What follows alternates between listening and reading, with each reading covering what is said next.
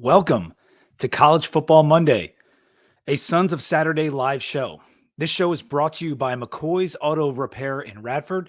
They're our new sponsor for the season. Thank you to McCoy's for being our sponsor. I'm your host, Pete B, and I come to you every week to discuss what's going on in college football and give you a heavy dose of what the Hokies are up to. And today, I got an awesome show for you. We got two guests, and let me just get them right in here. You know this guy.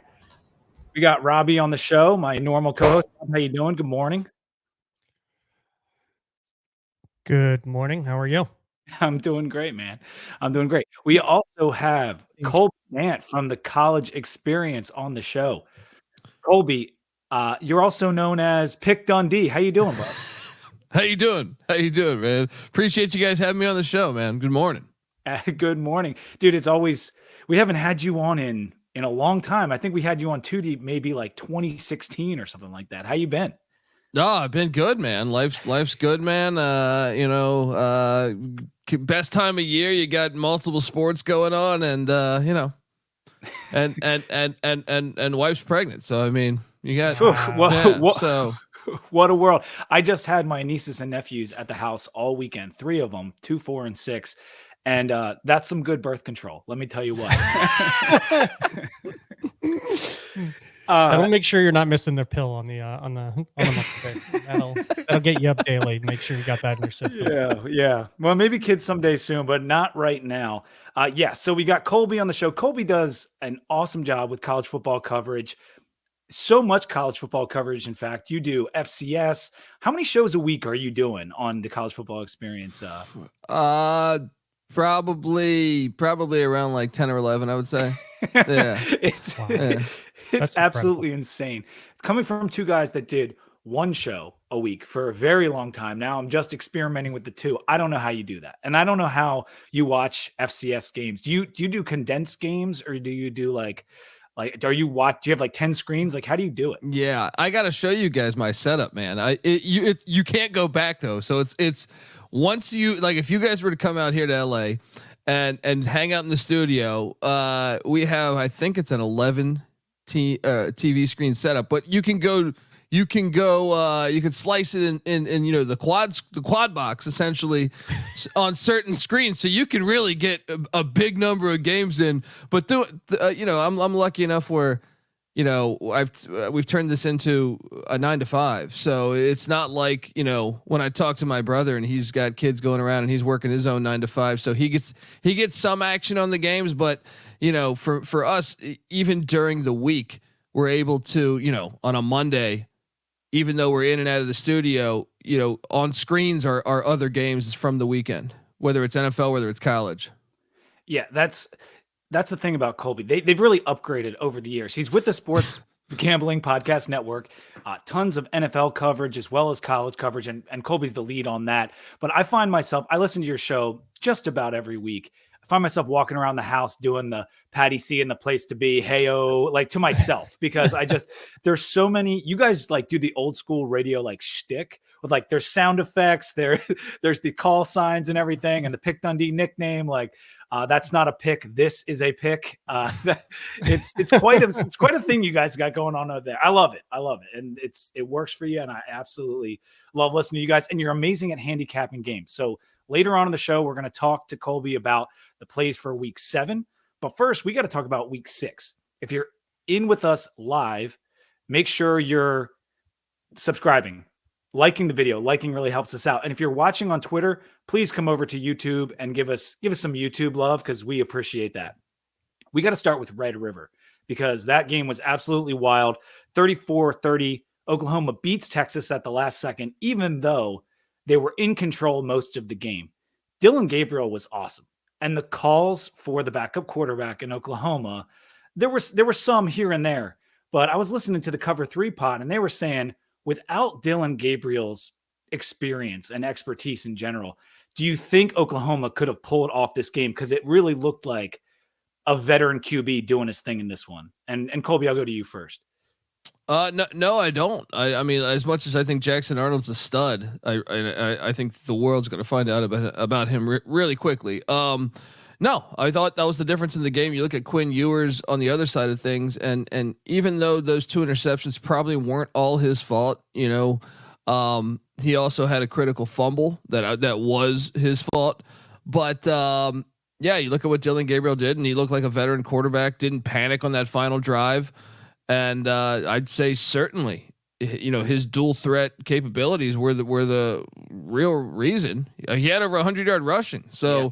I would say that he was certainly the X factor into Oklahoma winning. Besides, their defense, I would say also played really well. But yeah, I think they needed him 100% this game. And if it was Jackson Arnold, who I think will probably end up an NFL quarterback, he's still young, and there's no experience. I mean, there's no metrics for experience. You know what I mean? So, I think they absolutely had to have him, and they didn't have him last year. They lost 49-0. Yeah, that's so true. Yeah. Rob, going into this game, were you expecting the typical Oklahoma back and forth? Because we did just see a big win last year, and that's unusual for Red River. So were you expecting this to be like this? Because I thought Texas would win and cover. That's what my pick was before the game. I thought they would win and cover. I did not give the recognition to Gabriel that he deserves, and I didn't take into account that he missed the game last year. So he had all in the commentary. They talked a little bit about that, and he came out fired up. And I think the most interesting part of that is each quarterback, and they're both very, very good quarterbacks. They both had a drive to seal it, and one of them came away with a field goal, and the other one drove the whole way and came up with a touchdown and made it look easy. It did not look difficult at all for Dylan Gabriel and what he did on that last drive. It didn't even look like he was sweating. It was just, this is the offense we run. We run high tempo. He went out there. He talked about it after the game. They practice it every week on running that offense. And then it caught me by surprise. And I knew Oklahoma is good, but now I know that they're legit, having seen, what they did in this game. And what you just said there about him staying cool, that last touchdown pass with, what was it, 16 seconds left or something, or 15 seconds left, he was under immense pressure and basically was about to get clocked and completed it to Nick Anderson, which made his only catch of the game, but it was extremely important. And they went 75 yards in a minute, and they didn't settle for the field goal. And that was so clutch. The problem for Texas in this game was 3 trips to the red zone, just 3 points. And 3 turnovers. So 3 is a magic number in this one for Texas in a bad way. It's sad for Brooks, because Brooks is such a good running back, and he had an amazing game. Colby, do you think he has a chance at the Heisman? I mean, I guess they would have to go with the one loss, but is he a Heisman candidate in your eyes? I'm like, they don't give it to running backs really anymore. You know what I mean? Like, as much as I would love to see it, because I think it's ridiculous that we just focus in on like the court. Now you can't nowadays you can't even, like, you have to be on like a championship caliber team. I remember, like, growing up, there's a quarterback out there in Hawaii throwing 8 million touchdowns. He's a finalist. Now it's just like, now you got to be like in the top 20 or something. So, I mean, Texas will be in the top 20, but I don't expect them to give the running back, you're seeing it in the NFL, right? I mean, no one's getting paid. The disrespect for the running back's real. So I just saw a great quote about the Jonathan Taylor contract that just got done. It was like, he held out all that time. He's one of the best players in his position, and he just got George Niang money. Like, like, if you don't know who George Niang is, he's a fringe player on the Sixers. Like, that's how it goes for those running backs, man. Bigger picture on Texas. They shot themselves in the foot in this game. And this is what I was expecting in the Alabama game. Is I don't trust Sark. I haven't really been a Sark believer. And this is why. They showed me why, because there were several times in this game where they didn't come away with points, or they turned it over, which, it can be on the players as well. But this is what I was expecting versus Bama. And we got it in OU. And I feel foolish, because I had put Texas as my number 1 team. I put them in my playoff 4 after a couple weeks here. And now, like, I got to take them out. Like, and I'll give you guys my playoff 4 later in the show, but like, were you a believer in Texas, Colby? Like, after that Alabama game, were you a believer that they could go to the national championship or to the playoff? Well, I do a thing called the database top 25 where I had them number 1 based off of resume, but I personally no. Mainly just because I'm a lot like you, where I think Steve Sarkisian, whether it was Washington, whether it was USC, or his early, I mean, he's in year 3 now at Texas. He hasn't really won the big games, and to me, a lot of it, I thought he got completely out coached in this game, and that factors in. Also, Quinn Ewers still has to prove it to me. I know everybody loves Quinn Ewers, but like, yes, he's improved from a year ago. But I thought this game was a perfect example. He got a little bit of pressure, and he looks very different under pressure. And in my opinion, with the exception of that Alabama game, he's been pretty bad on the road. And another thing is, they played 3 straight backup quarterbacks. I fully expect that, had Jalen Daniels been healthy for Kansas, that would have been a lot closer. I mean, it was a closer game than the final score indicates, despite Texas having like 600 yards of offense or something. That was like a 13-7 game pretty late, like mid third quarter, I think, before Texas really opened it up with, without a Heisman contending quarterback. So that all factored into me, but yeah, I mean, I still took Texas to beat Oklahoma just because I thought the line of scrimmage, Texas was so good on the offensive line and defensive line, especially go back to that Alabama game. So I thought they're definitely going to be able to handle Oklahoma's offensive line and defensive line. So that was one of the bigger surprises. We're going to move on to Alabama in 1 second, but Rob, does this change your perception of Venables, the way he had that team playing? Yeah, I think it has to. Go back to last year. 12 months ago, people were talking about Venables and, is this going to work? Is he just a defensive minded coach? What was Clemson and what was different at Clemson than maybe at Oklahoma? All of the players they lost to USC. Can he recruit? There were tons of questions about him. And I think this answers a lot of them. Quite frankly, and they that also has to do with the coordinators that he brought in. So that's important, and the players that ultimately he's brought in. But that was a cool-minded, legit win. When you could go back to Clemson when they were at their peak, the way that they were operating, and a lot of that had to do with the quarterback, and a lot of this had to do with the quarterback, and it's reminiscent in a lot of ways. The offensive, I think the lines held up pretty well, and part of that is probably because Dylan Gabriel does have that run threat that does keep people on their heels a little bit and makes him. But I think it has to change the perception of him, and is a huge win for the program and his resume. I think you're also seeing some of his fingerprints on the defense. There was a young linebacker out there making a ton of plays, and they're starting to transform a bit. OU has at Kansas, that'll be a tough game, at Oklahoma State and at BYU. That could be a dangerous one late in the year. But at home they get UCF, WVU, who has been good so far, and TCU, who looks like a mess. They can run this table. The problem is they're going to face Texas again in the championship game, and these are very even teams, as we saw. So I don't doubt that Texas can win it the next time around. But right now, OU has the edge. They have the edge in the win column in the conference, and that was a really good game by them. Alabama beats A&M in College Station. Milroe was pretty damn good again. What are your thoughts on Milroe and Alabama's chances going forward, Colby, as you see them with another elite defense, but are the questions at QB starting to get answered for you? No, not at all. And I like Jalen Milroe. I don't think they use him. I mean, they're getting more hip to using him the way that I would use him. But I thought that storyline was a little more of Texas A&M botching it than it was Alabama winning it. And if you listen to Saban's comments after the game, I think he kind of implies that. What kind of clock management? I mean, the only thing that saved Jimbo Fisher was the fact that Lincoln Riley and Mario Cristobal did maybe an even worse job. Because I was perplexed. I watching that game. I don't understand how he makes that much money. I need to get in. I should have been a coach, guys. I should have been a coach because so many opportunities. Obviously, you have the 4th and 1 at like the I don't know, it was like 45, 40, something like that.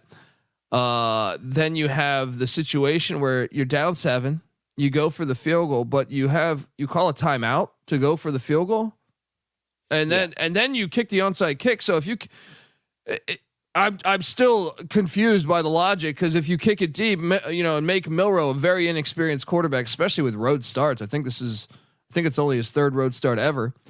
Why would you not kick it deep then and force them to throw the ball? Because even with Alabama, even when they got the onside kick, they got very fortunate to get a first down because the runner's knee or the receiver's knee was down, but he bobbled it and then he got up.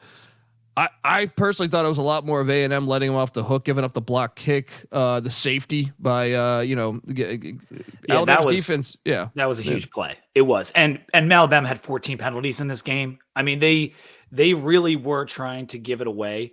I still thought Milroe played well for the position he was put in, and the fact that he had to throw his way to this victory because neither team could rush the ball. There was 11 sacks in the game. So Max Johnson, we saw his first taste of him, and this is another example of someone getting a backup quarterback. However, I do think Max Johnson and Connor Wegman aren't like that much different potentially, but the safety was a huge play, put Bama up 26-17, and those extra 2 points really ended up mattering. Bama gets LSU at home later in the year. Are they your favorite in the West right now, Colby and Rob? Just Rob, go first. I think they have to. I don't know. I've got Alabama. I don't. LSU's getting better, but I still think that their defense has a long way to go. So I would go with. I think Milroe's getting better by the week. I agree with what Colby's saying, but I told you when we were talking about Alabama a couple of weeks ago, I thought he was a really good quarterback. I think he's young. I think he's got some maturing to do, and I think with some more time, that is going to pay dividends towards the end of the year for them. Colby, I mean, I'm going to sound ridiculous on the show but like, I don't think Nick Saban utilizes his skill set the best. Or I don't know if that's fully on Saban or their offense coordinator. I don't know if they battle. I don't know what, but I do think he's a very good quarterback, but I don't think they use him the way that he should be used. Should they use him more like Kyron Drones at Virginia Tech, the way we're running our quarterback 20 times a game? Yes. Yeah. I mean, look, I think Jalen Milroe is, we said he had a great passing game. It was kind of really on like 1 or 2 fly routes that they kept going, and A&M secondary has been atrocious this year. So, I think other defenses will have a lot more success. But yeah, I would get a lot more creative running option read stuff with him. Where, I was calling out Saban over the past few weeks by saying like, this is the thing. He always has the best talent, and obviously he's won a bunch of national championships, and this is a perfect instance where you could say, is he making his player better? Cause that's what great coaches are supposed to do. Yeah. And, no, I actually favor LSU still, even though LSU's defense is terrible. LSU, I favored to win against Alabama, but now do I think A&M could give LSU a game in the final game of the year? Sure. And maybe that could cost them the spot. Games. Yeah. But Jaden Daniels is playing at just an unbelievable level. And I think the reason why I would take LSU, they beat them last year, but also I think an elite quarterback. Max Johnson's not an elite quarterback by any means. An elite quarterback can beat Alabama. Yeah. Alabama does not look like normal Alabama to me. So, but LSU's got to not trip on the way there, because I think they could, because of how bad their secondary is. Yeah, they almost caught a loss against Mizzou, and we'll just move to that game quickly. Like 49-39, LSU covers, I think, on most books because of that pick six late, which just hurt so bad. I had Mizzou in that game, over 1,000 yards of offense, and Mizzou controlled a bunch of this games. But like you alluded to, Jaden Daniels is ridiculous. Neighbors is ridiculous. Another 146 yards for him. Ho hum. 274 rushing yards from LSU in this game. They really turned it on after kind of a little bit of a wonky start. They turned it on, and Mizzou fans have to be like just beside themselves after that game. I'm beside myself, man. I had Missouri money line, and then I even got the points to back it up. Like I was like, maybe they lose by a last second field goal. And I was like, oh, LSU made enough plays to on the in the fourth quarter to get the lead, but I'm still thinking, oh, I'm safe with the cover. No, pick six with like 20 seconds left. Yeah, I mean, Missouri fans. That must have been. I couldn't imagine because that was your moment, by the way. Because like right now, I'll say this for any of these other SEC teams. Bama, LSU, they're down. They're down right now. Yeah, you know what I mean. Like they are vulnerable, and if you can't get the best of them, good luck in the future because this is your year to do it. This is your year. Like that's why to me another thing is we didn't even talk about the Iron Bowl. Like I think. Alabama, Auburn in the final game of the year could be very tricky for Bama too. Cause that's on the plains. But yeah, I mean, if you're a Mizzou fan, you gotta, especially like we were talking to me and Rob, like this is those years that Mizzou pops up and just takes one down because the East isn't particularly good and the West has weakness at the top. And this was their spot. But yeah, going back to the SEC West thing, I just think that defense for Bama is the best unit, but the Jaden Daniels thing poses an issue. It really does pose an issue. The fact that Bama gets them at home, I'm still going to give them the edge right now as far as prediction goes, but can't wait to watch that one because it's going to be strength on strength. I got to hit one thing on here because we can't gloss over it.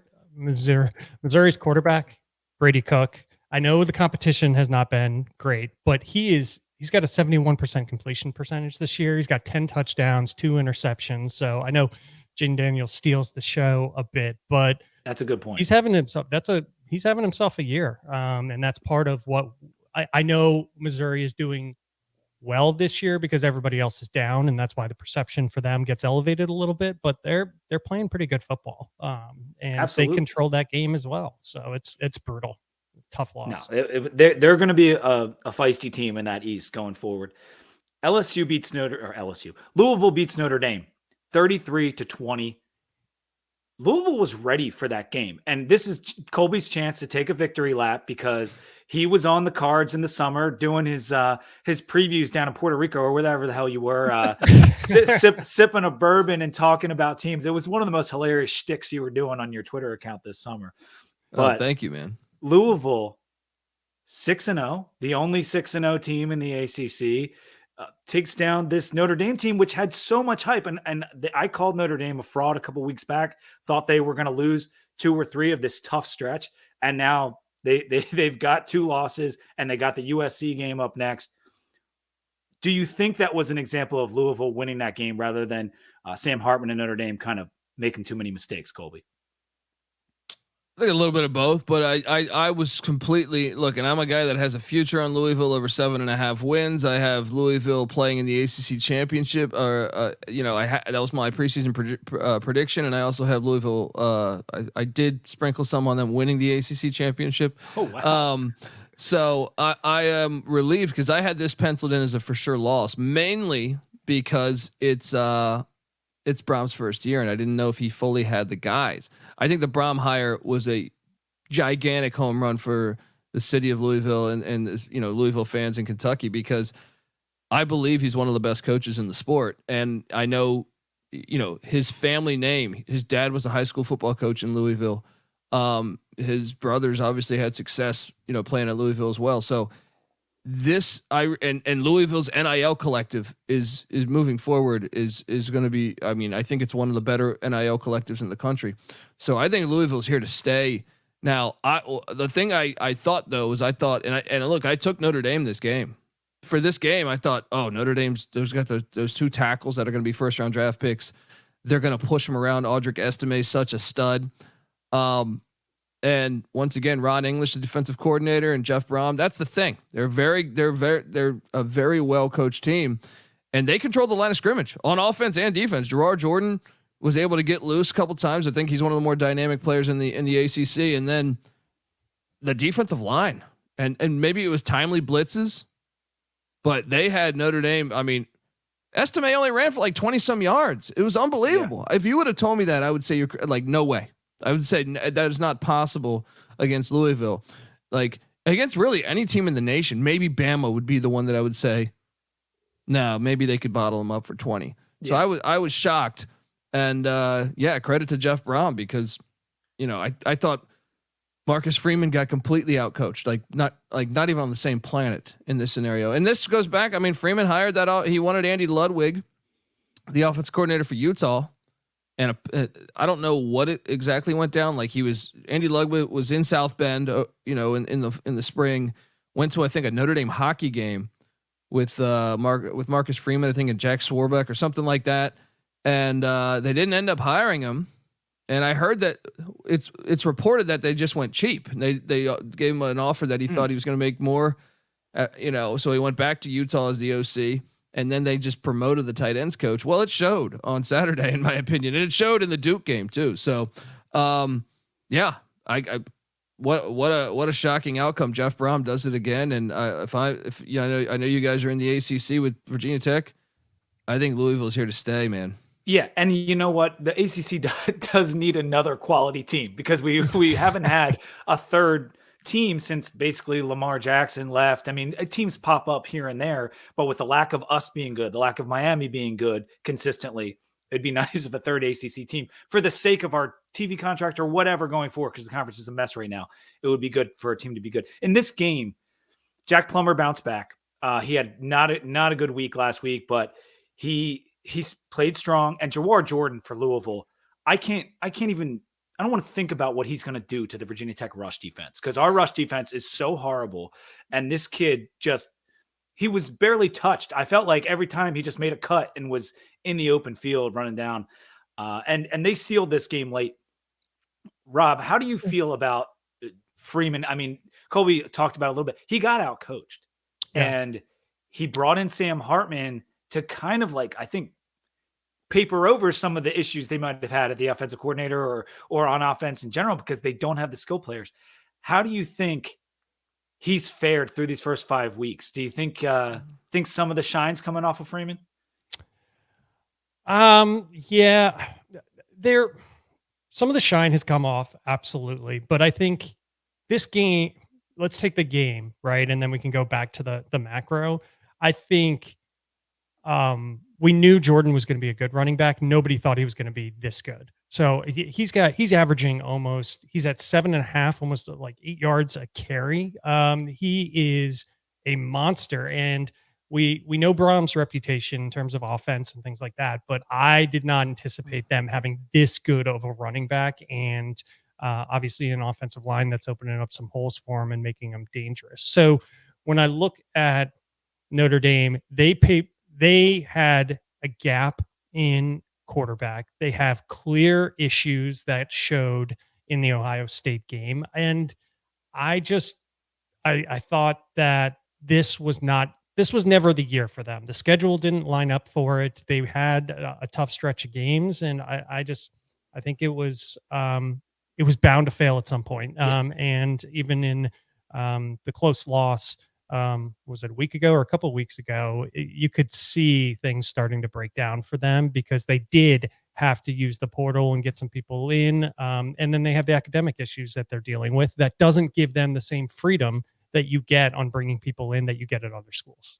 Yeah. And I kind of baited you there and you didn't take the bait. So I like that because this was a tough stretch of games and they did just have back-to-back roadies, including a game day environment that they did pull off.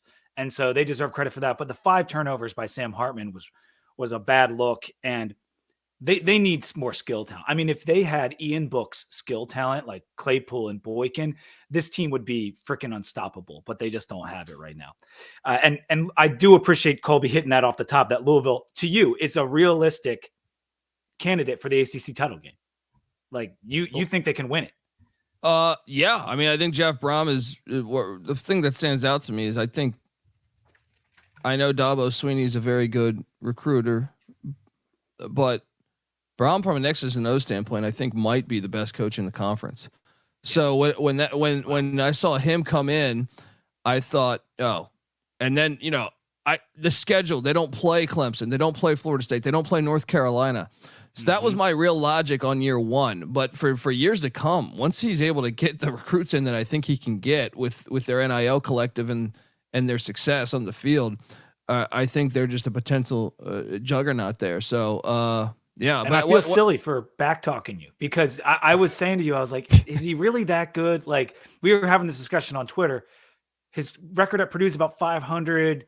I know he just took them to the Big Ten title game, but like, wasn't that competitive, whatever. And you were like, no, he's a good coach. Well, I think part of the things that people don't realize, Robbie just talked about Notre Dame's academic stuff. Purdue is actually, maybe not as good as Notre Dame, but they're up there with that. And a perfect example was last year, the team that went to the Big Ten championship in, I think it was May or June. Their best player, their best returning player on that whole team, they ruled academically ineligible, suspended him for the whole season. He's still never played there for them ever again. And that doesn't happen at a lot of universities. That does not happen so I know he was working against it. If you're Bram, you're just a football coach. You're saying, oh, come on, man. That's my guy. To still make the Big Ten championship game. And I think Purdue's one of the harder jobs in the country. I really do. I think it's what another thing is, if you dive into their scheduling, they normally schedule, so they have the 9-game Power 5 conference, the Big Ten does the 9-game conference schedule. Yeah. And they normally schedule 2 Power 5s outside of it, just like this year, Virginia Tech and Syracuse. I think next year it's Oregon State and somebody. And then their 10th game was Fresno State, who won, had the second biggest, Yeah, what are you doing? That's brutal. And they've been doing this since I was a kid. So it's like, I would be very, they can offer a lot of money. That's the bonus, but I would be very reluctant in a lot of ways if I was a promising, young new coach to even take that gig. And this is why we have you on the show, because Colby has torn into the Purdue schedule over the past decade plus, and he knew Brom was the real deal, and he looks great. And it's not even just Brom being good; it's the Satterfield for Brom swap is just massive for that university, and they got off easy with that one. Let's go to Miami, and we're not going to talk about this too long, but man, oh man, Mario Cristobal, he is taking so much heat. Feinbaum called it one of the worst things he's ever seen. At Hasselbeck, everybody has. They don't take a knee with 30 seconds left. Georgia Tech had no timeouts. They could have ran out the clock and gotten the W. They run the ball comes out. Maybe he was down, maybe he wasn't, but it's ruled a fumble. Georgia Tech, 26 seconds later, scores a touchdown, and they win 23-20 in a 20-point spread in a game where Miami had an incredible yardage edge before that fumble. This is a disaster all the way around, right? I mean, he's known for this, correct, Colby? Cristobal? Oh yeah. Look, I was a skeptic of the hire. I know you can recruit well, but come on, you're at Miami. If you hire anybody, you should be able to recruit well. He did this with, I believe it was Stanford and Oregon in 2018 or 19. Same situation, but in general, I've seen that he got burned by the same exact scenario with Stanford, Oregon. But I've seen him just I could probably count 10, 15 games really kind of have terrible, almost like we saw with Jimbo, where, we saw Jimbo this past week. He's not on the headlines, but in my opinion, he's the reason why they lost the game, right? Yeah. I felt that way with Cristobal. Remember when Oregon would play Utah or something, or some of these other games where how about this? We were friends with the departed Mike Leach. I thought he got very fortunate to beat Leach one year when I was like, he's a terrible coach because of I thought he mismanaged the game. They should have beat Washington State by a lot more. They ended up squeaking by 3, I think, in Eugene. But I've seen this story over and over and over again, and this is a terrible look for Miami, obviously. And I've seen the Canes fans online saying, well, he was down. Well, he might've been. It's very close, but they ruled it a fumble in the field. And they should have never been in that position. That's what I'm saying. It's irrelevant. It's irrelevant to me. Miami was feeling themselves. They had the bye week. They had beaten Texas A&M. They're undefeated. It was typical. This was typical Miami. We saw Miami do this 2005. Miami comes to Tech, beats us. We were undefeated. They're going to go to the ACC title game. They lose to Georgia Tech the very next weekend, and we go to the ACC title game in 2005. This has happened to Miami before. They feel themselves. They screw up. And now they have a coach who's even more prone to it. And I personally loved it. They messed around and they found out. What everyone says online. Rob, do you think that this just basically eliminates them from the ACC title game? Like, after seeing this, it's not just – give me your take on that. I think so. Well, and I'll harp back. Remember, Georgia Tech did this, not the same way, but they did this to Miami in 2019 as well. So this is there you go. Georgia Tech has a tendency to really get under the skin of Miami at the worst possible time, and that one was in overtime. But yeah, I think so, because we've seen this. Remember, undefeated Miami with everybody down in Miami, they did the huge game. They were 9-0 at the time. They lost that one, and then the wheels came off. The only team that's more in their own head when things go sideways than Virginia Tech is Miami. It usually just it's an implosion usually in the locker room. So in my mind, yes, I think this takes them out. And I think there's, a couple other teams that definitely are going to finish off the season much stronger. So, and they got to go to UNC later in the year, who has looked very un-UNC like. I thought Syracuse would cover that game despite not having the weapons. They didn't. And UNC was in full control and took them down. Before we get to, I want to talk about USC. I want to talk about UCLA, and then we'll move to Sunbelt ACC stuff. But as I said at the top of the show, College Football Monday is brought to you by McCoy's Auto Repair in Radford. Who doesn't love supporting a local family business? That's what you get with McCoy's. Established in 1980, they offer full service, including major and minor repairs. They do oil changes, state inspections, engine and transmission rebuilds, repairs. Whatever you need, they can take care of it. They also sell tires. So if you need tires for the winter, get your oil changes done. Get your new tires. Winter is coming. It's getting cold out. They also have optional pickup and drop-off service if you just can't get to the garage with work, which I know a lot of people have that issue. So head to McCoy's Auto Repair for all your vehicle maintenance needs, or give them a call. You can see it on the screen. It's 540-639-2933, and you can also find them on Facebook. Extremely easy to find. Just like that old buddy of yours, like we got Colby on the show here, McCoy's is a name you can trust. Colby, do you have your new tires for winter tires lined up for LA? No, I don't. I need to figure that out a little bit here, because we get that December rainfall that it's tough. Yeah, man. So I want to just touch on this briefly before we go back to the games. Colby, you slept on Robbie's couch in college for, what was it, 6 months? One of the many stops, one of the many couch stops in my life. Highly recommend doing that. And yes, I was. And that's actually when I really got to know Robbie. I had known Robbie prior to that, but I did not, know him well. And then, luckily, I mean, I'm sure he was probably venting to his girlfriend or his parents or whatever. Man, I got this guy on the couch. Yeah, this guy. I'm trying to watch. Yeah, complete opposite. So, and Colby and I both have an affinity for movies and screenplays and stuff like that. So, there were plenty of very intoxicated evenings of talking about movies and things like that. But it was awesome. You were there, like working on a documentary, I believe. I was, but at the same time, hey, Pete, they didn't charge me. They didn't charge me $1. So I'm still indebted to Robbie about, probably about 10 grand. So, very good people. Rent. It's not that much. Like $200, maybe max.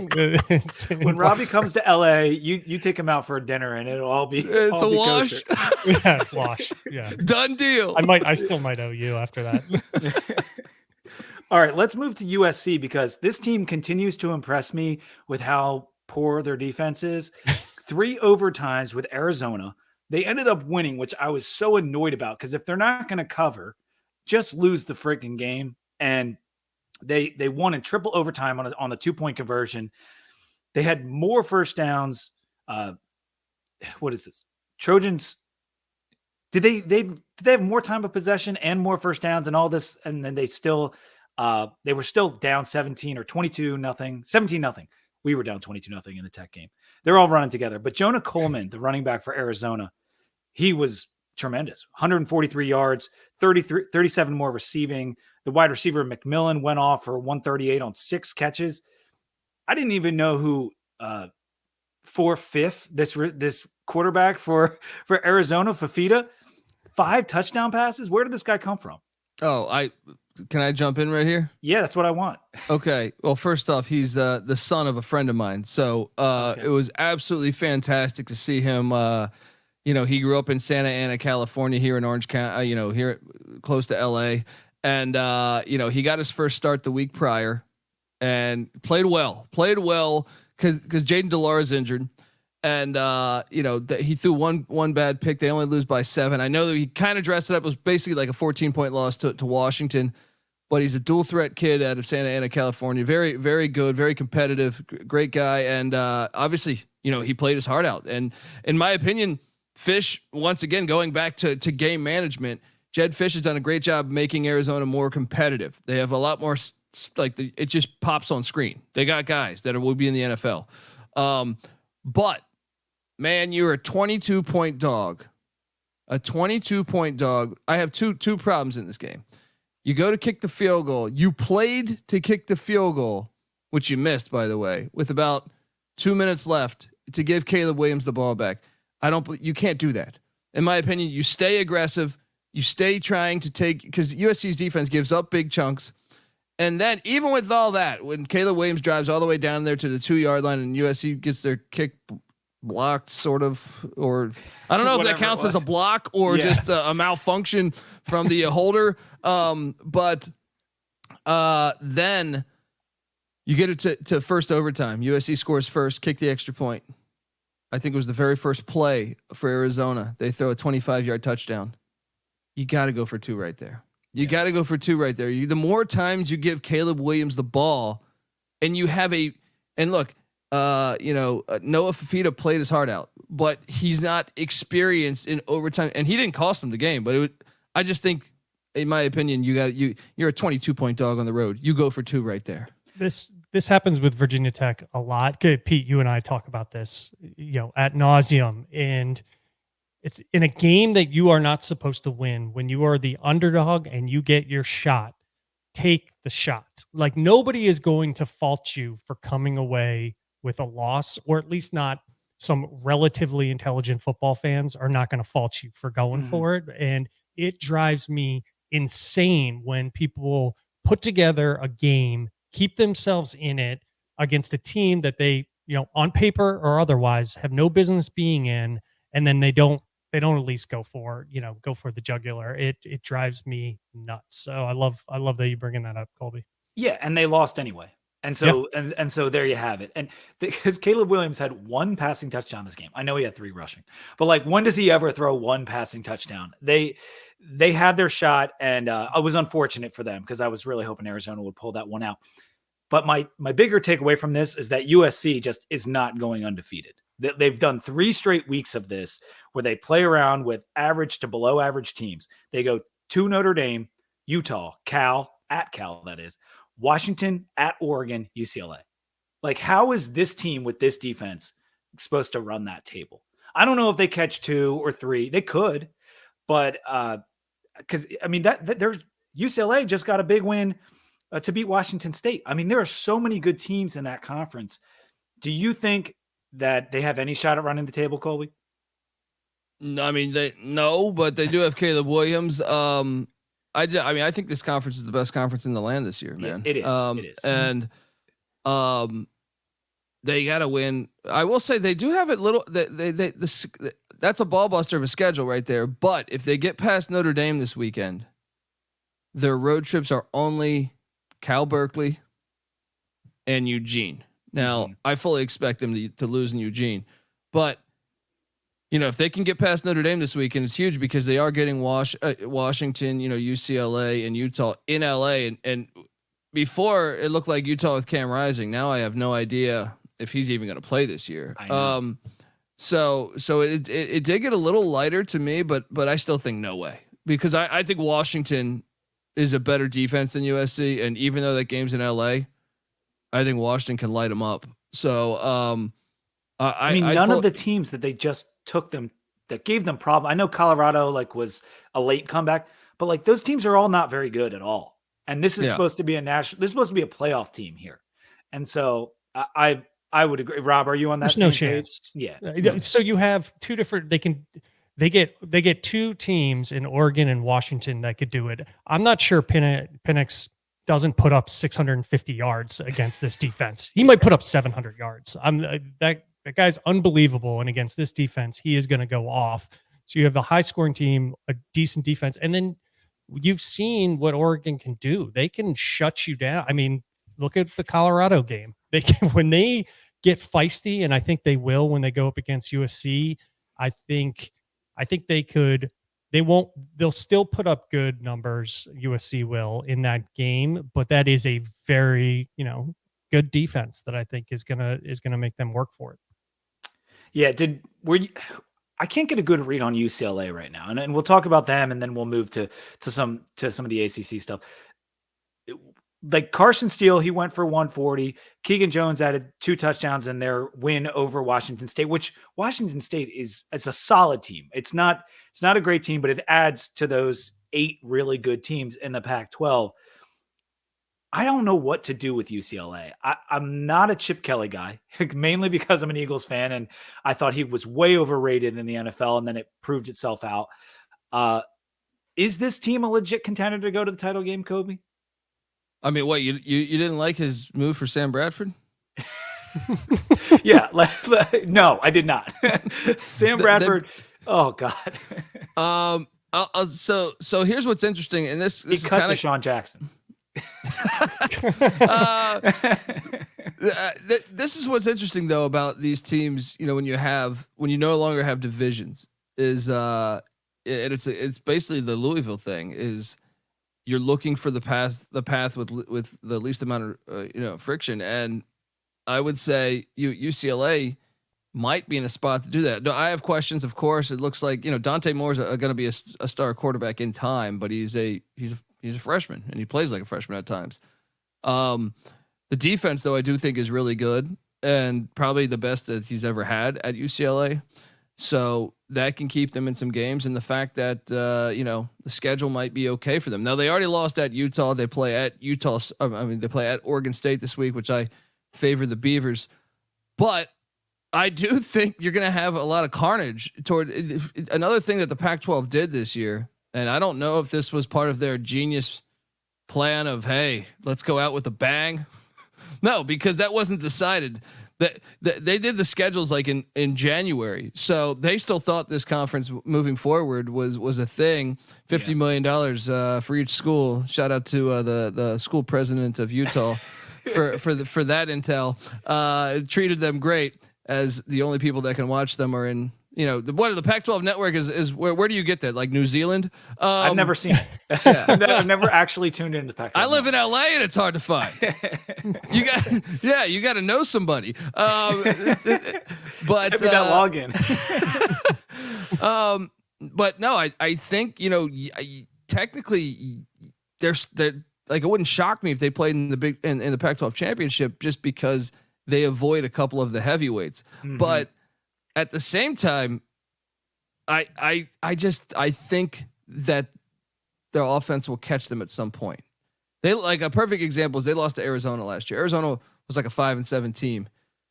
They got to go to Tucson this year, and I think it's like 2 weeks from now. And I like Arizona. That's the one thing, I was watching with my buddy Patty C, and he was like, USC in Arizona, they look like the same team. Like, there's not one team that jumps out to you that says this team looks better. So when you go play Arizona, I even think they're a lot better. Maybe not record wise, but they're a lot better than they were a year ago or 2 years ago. Interesting. So I just don't think that Dante Moore and them will be able to consistently put it together, game in, game out, despite having a favorable schedule. So I do think they're a good team. I think they're a great defense, and but I think they'll fall short. But when it's all said and done. Yeah, there's just too much high quality competition. I think they're not quite ready yet, especially with some of their more experienced players departing last year. Let's go to the ACC. We already talked about Miami and how they screwed it up against Georgia Tech. UNC whipped Syracuse, Clemson, and Wake Forest. This is one of those years. It just feels like with Clemson, if they are not completely dialed in, they can be had. Is that your read on it? Well, I mean, Wake could have beat Wake. Did you guys catch this game at all? I was not able to see barely any of this game. I read about it, but I couldn't watch it. So the very first drive, I think it was, maybe it was the second, Wake gets down to the 1 yard line, and on third down, they airmail it to a corner on the right, or to a wideout on the right side of the screen, and then, or the right side of the end zone, and then on fourth down, they pass it again, and there's a wide open, like just so open, the tight end. Now Clemson put a little bit of pressure on Griffiths, but I mean, what could have been? Then they also Wake misses a kick right before the half that hits off the upright. Like, this was the year. Well, once again, back to our conversation of like Wake hasn't beaten Clemson in a long time. This was the year to do it. This was the year to do it. And I don't think Clemson. I don't know if Klubnik is. It's almost like the Dante Moore situation.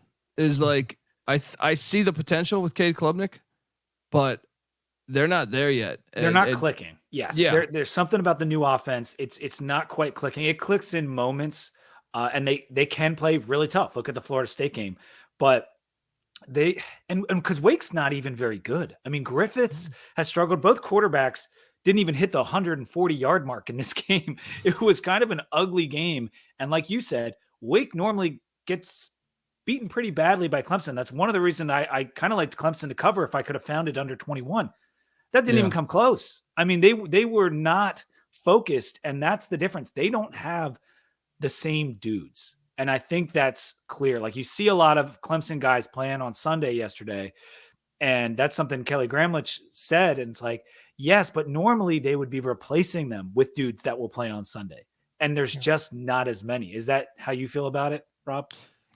The defensive line is not the defensive line of old. I mean, it used to be up there with Alabama's. I mean, those two teams were trading punches with just like absolute freaks constantly on the defensive line.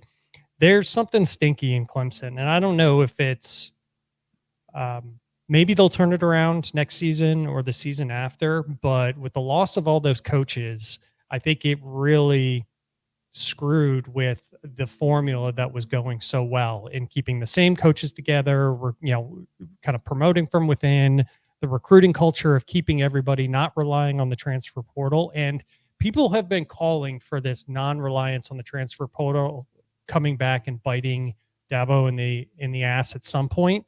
And maybe we're starting to see it. I mean, it is not football. College football has completely changed. You can turn around. You're in one off season. You can go from abysmal to like serviceable or pretty decent in one good transfer cycle. That's all you need. And I don't know that he's going to have to change the formula just the same way that Saban had to reinvent himself twice at Alabama in terms of moving from the run, from all defense. He had to change. And if he's not willing to do that, they're going to get left in the dust.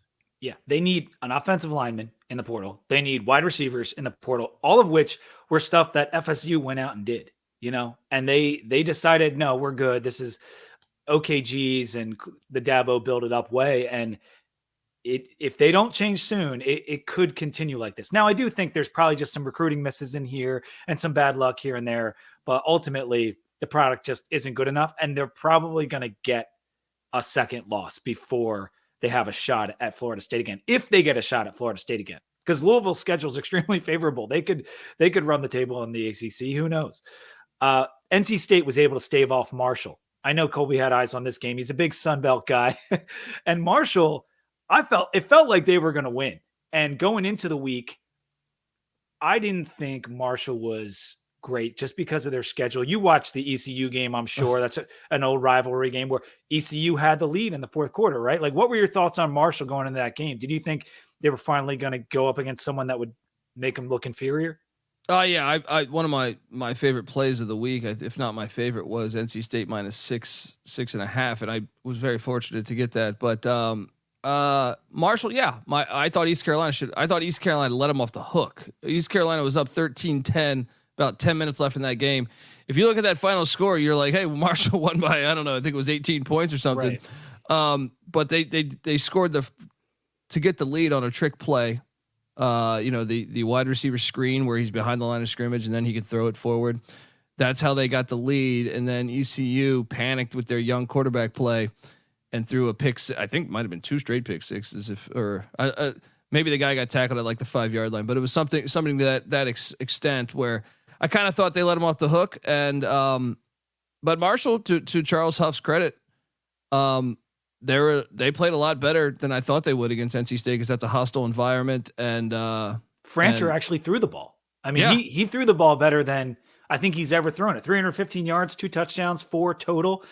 And looking at NC State, like, I really wonder if they would have won this game if they stayed with Armstrong, because Morris gave them a little something. I know he also gave the ball away 3 times, but he had 4 touchdowns. NC State was able to pull away. And I was just shocked that Francher was able to throw the ball when NC State's objective was clearly, let's shut down Rasheen Ali and make Francher beat us. And he almost did. Yeah. And NC State is a team that, I don't know, they just kind of always underachieved to me. So like when I came into the preseason, even though I'm not a big NC State fan, but they coming in, like their secondary looked to be like one of the best in the country. I was looking, I was like, wow, they're gonna be like a top 10 secondary. And they always have a good defensive line. So I thought, they've been a disappointment. It's not only Brennan Armstrong. They don't have any players on the outside. And their running back quit. Like I don't know what's going on there, but I'm not a Doran guy. I don't think he has that next year. The years that they're supposed to be good, they always win 1 less game than they should. And the years that they're supposed to be average, maybe they win 1 more game, but it's never anything too frightening. And we get NC State in Blacksburg later in the year. I'm going to the game, and I think it's a very winnable game. Like we almost beat them last year when our team was absolute garbage in Raleigh. And so I'm hoping that we can pull that one off. BC beat Army barely. That game was awesome. It wasn't good. It was in pouring rain. It was in pouring. It took that like the drama was so it took a 4th and goal. The final touchdown by BC was 4th and goal with like about 40 seconds left. So in that way, it was a very interesting game. Like at the time, the game, when you play those service academies, the games end like an hour before the other games. So it's like the 3rd quarter, and you're just like, wow, that's if you have all the TV screen setups, that game it was definitely very dramatic there towards the end. And it's a shame because I was actually rooting for Army. I wanted Army to get the dub. I mean, it's always fun to root for the service academies. And I think Army they're a pretty solid team. I mean, I think they're my pick in the Army Navy game right now. They certainly seem like the better team there. But yeah, BC needed that win. They flirt. BC loves to flirt with these like lesser teams. Like look at what Holy Cross game. Good Lord. What do you think of Castellanos? Do you think he's the answer for them going forward? No, but can we talk about like, you want to talk like, I probably not, but I mean, he's the best option they have right now because it's BC, but at the same time, can we talk about their remaining schedule? Because Hafley's on the hot seat, right? People are saying he's done. And look, I think he probably should be done. Right. But if you look at the remaining schedule for Boston College, there's not like a lot of for sure losses. You look at the schedule, they're 3-3 right now. They got Georgia Tech next week. Georgia Tech just won their big game. It's a great spot to catch Georgia Tech. BC, we just saw Bowling Green beat Georgia Tech 2 weeks ago. Then they're home to 1-4, 1-5 UConn. Right. Winnable. Then after that, they're at Syracuse. We just touched on this. Syracuse is kind of depleted injury wise. Then they're home to your Hokies, which that's an automatic loss. We right? hate going up there. It's horrible. Yeah. Automatic loss. I was going to say you guys win. And then at Pitt, I don't even know what's happening at Pitt. Phil Jerkovic was somehow talked into being a tight end now. And then they're home to the Miami Hurricanes, but it's on Thanksgiving weekend. The Miami guys don't want to come up to Chestnut Hill in cold weather.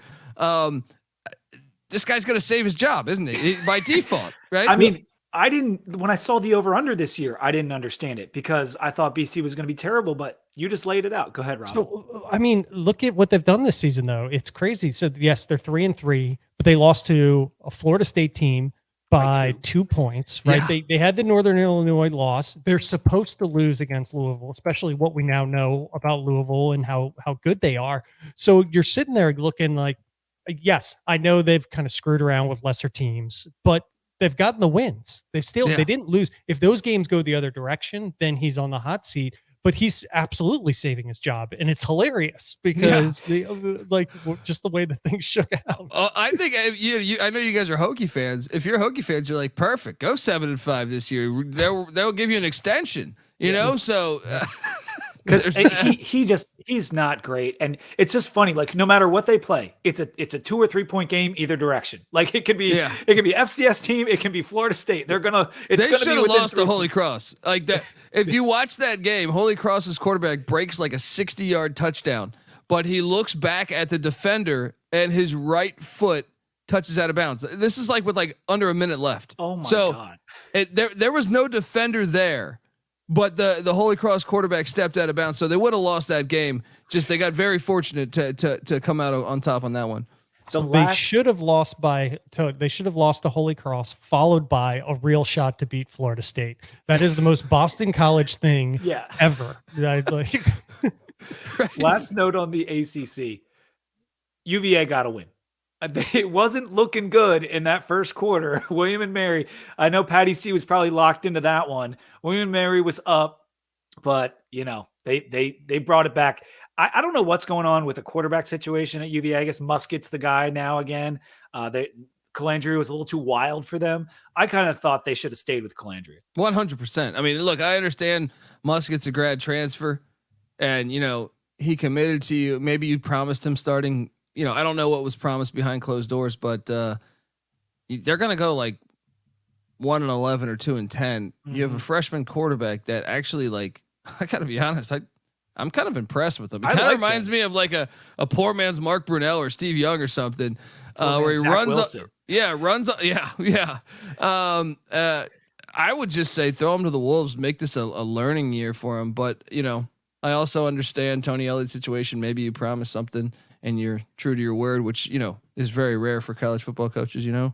Yeah, and I think if Grant Wells didn't get hurt on our team, that Brent Pry would have had more loyalty to him, and we would not have even seen Kyron Jones start a game yet. That's kind of how I feel, and I'm not ever grateful for an injury, but I think it's worked out well for us only because I think Kyron Jones could be the guy going forward, and that's the only way I'll liken us to UVA. UVA's schedule does not bode well for them whatsoever to finish off the year. They get UNC, they're going to get drubbed by Drake May. Miami will have had a chance to maybe bounce back there. Georgia Tech, Louisville, Duke after that. I mean, they are in deep shit going into watch them beat Miami too. Listen, when it comes to the ACC, we just love to destroy the value of our conference any way possible, and Georgia Tech was proof of that this week. So yeah, I could see it happening. Let's get to one of the reasons I wanted to have Colby on here, because we've already had him on here for an hour, and I feel bad, but we're having a good time talking about everything going on in college football. Make sure to, if you want to get in the chat, whatever, like the video. It always helps us out. Sunbelt. Colby watches every game. If you're not already aware, you've heard him talk about Holy Cross in BC, Army in BC. He's watching all the games. I wanted to ask him about the Sun Belt because this conference, in my opinion, is the best G5 conference. I'm going to put a graphic on the screen right now. You can see over on the right side, we've got the Sun Belt with the best winning percentage of any of the G5 conferences. I got the standings here. James Madison, the only undefeated team. And in the West, every team has a conference lost already. So I don't know what the hell is going to happen there. Troy and South Alabama both crushed some bad opponents this weekend. ODU beat Southern Miss, and Louisiana beat Texas State, a team that's been crazy on offense so far this year. NC State beat Marshall. We talked about that. But as we take a look at the standings, we see the undefeated JMU Dukes. How are you handicapping this race, Colby, and championship game and otherwise? Because I cannot get a handle on this. Well, remember JMU cannot play, and because of the fine people true. Of the NCAA. They're trying to get that taken care of. The governor of Virginia is behind this right now, and the shout out to the NCAA for just crushing the lives of young men. Right, we right. Appreciate that. Yeah. But I mean, I do think JMU is like the clear cut. I am super impressed with JMU. Like super impressed with JMU. The Utah State win was huge. Well, 3 straight road games. No one's done that in the country. No one's and all those teams they played. I know you can say, well, it wasn't against. One was against Virginia, so a little bit of a road trip, and then the other ones were Troy, who won 10 games last year, 11 Troy's games, good. I think it was. Yeah, and then Utah State, who was a bowl team too. So it's like, I don't care. Like that, those are really impressive wins. And the thing that stands out to me the most is their line play. When you watch JMU play, I mean, they have a better offense and defensive line, I feel like, than like half of Power Fives. I am not a JMU fan. My buddy that I do the show with played at JMU, so we watch a lot of them, more so probably a little closer than other schools. And I'm always taken back by. I thought this year they would have a little regression because they lose Todd Centeio, and they're starting this, freshman quarterback originally. I know now they've switched on to the Arizona transfer, but the line of scrimmage is where I really think that they separate themselves from a lot of other teams in the group of 5.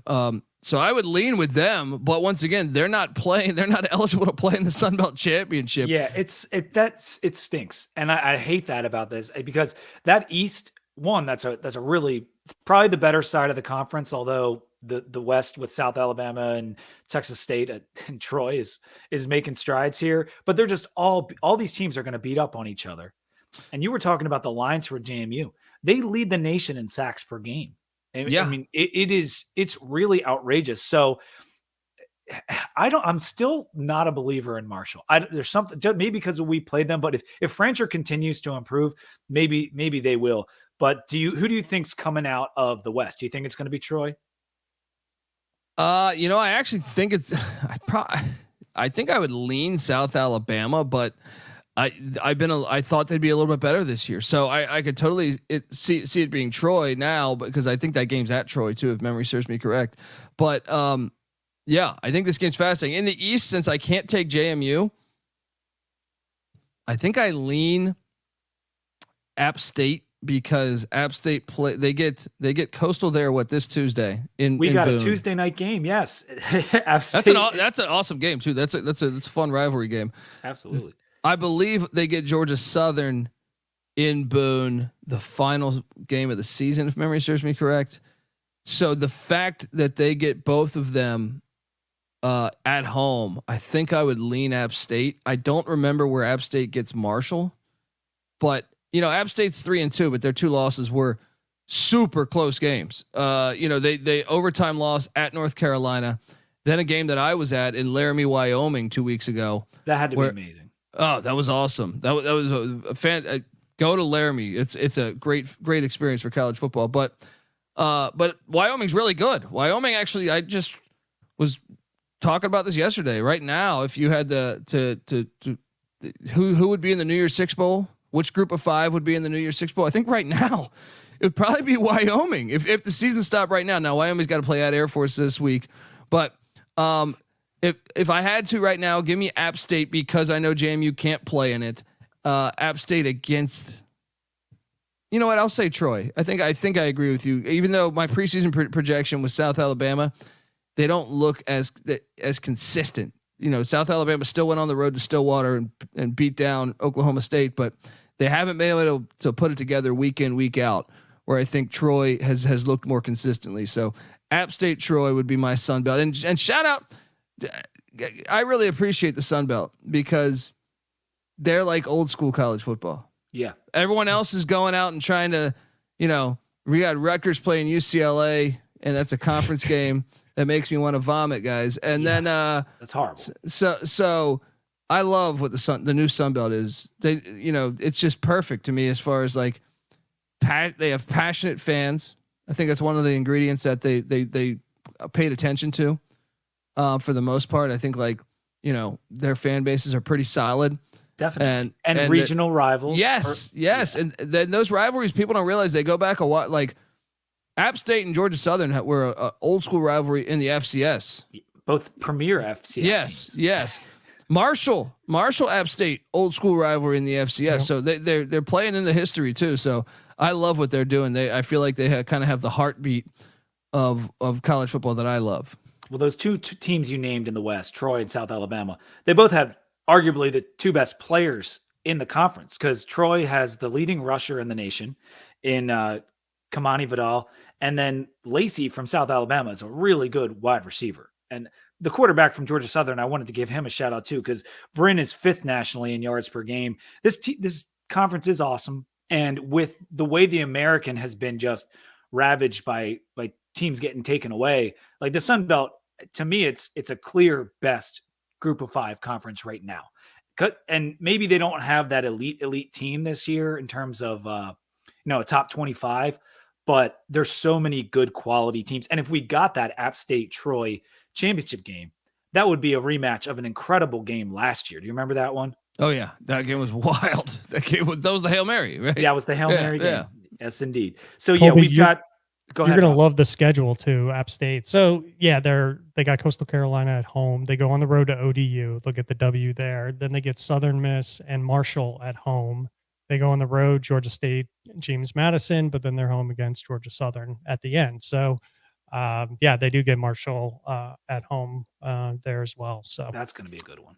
But this week we get Georgia Southern at JMU too, which is going to be a kick-ass game, and that could be one of the few spots that JMU could lose a game, because they lost to them last year. Yeah, this is a legitimate chance for JMU to go undefeated, because once they won that Utah State game, I was like, oh man, like this opens the door here and UVA really could have beat them too, but they're just such a freaking mess. But JMU has a legitimate chance to go undefeated and be left out of everything, which just sucks.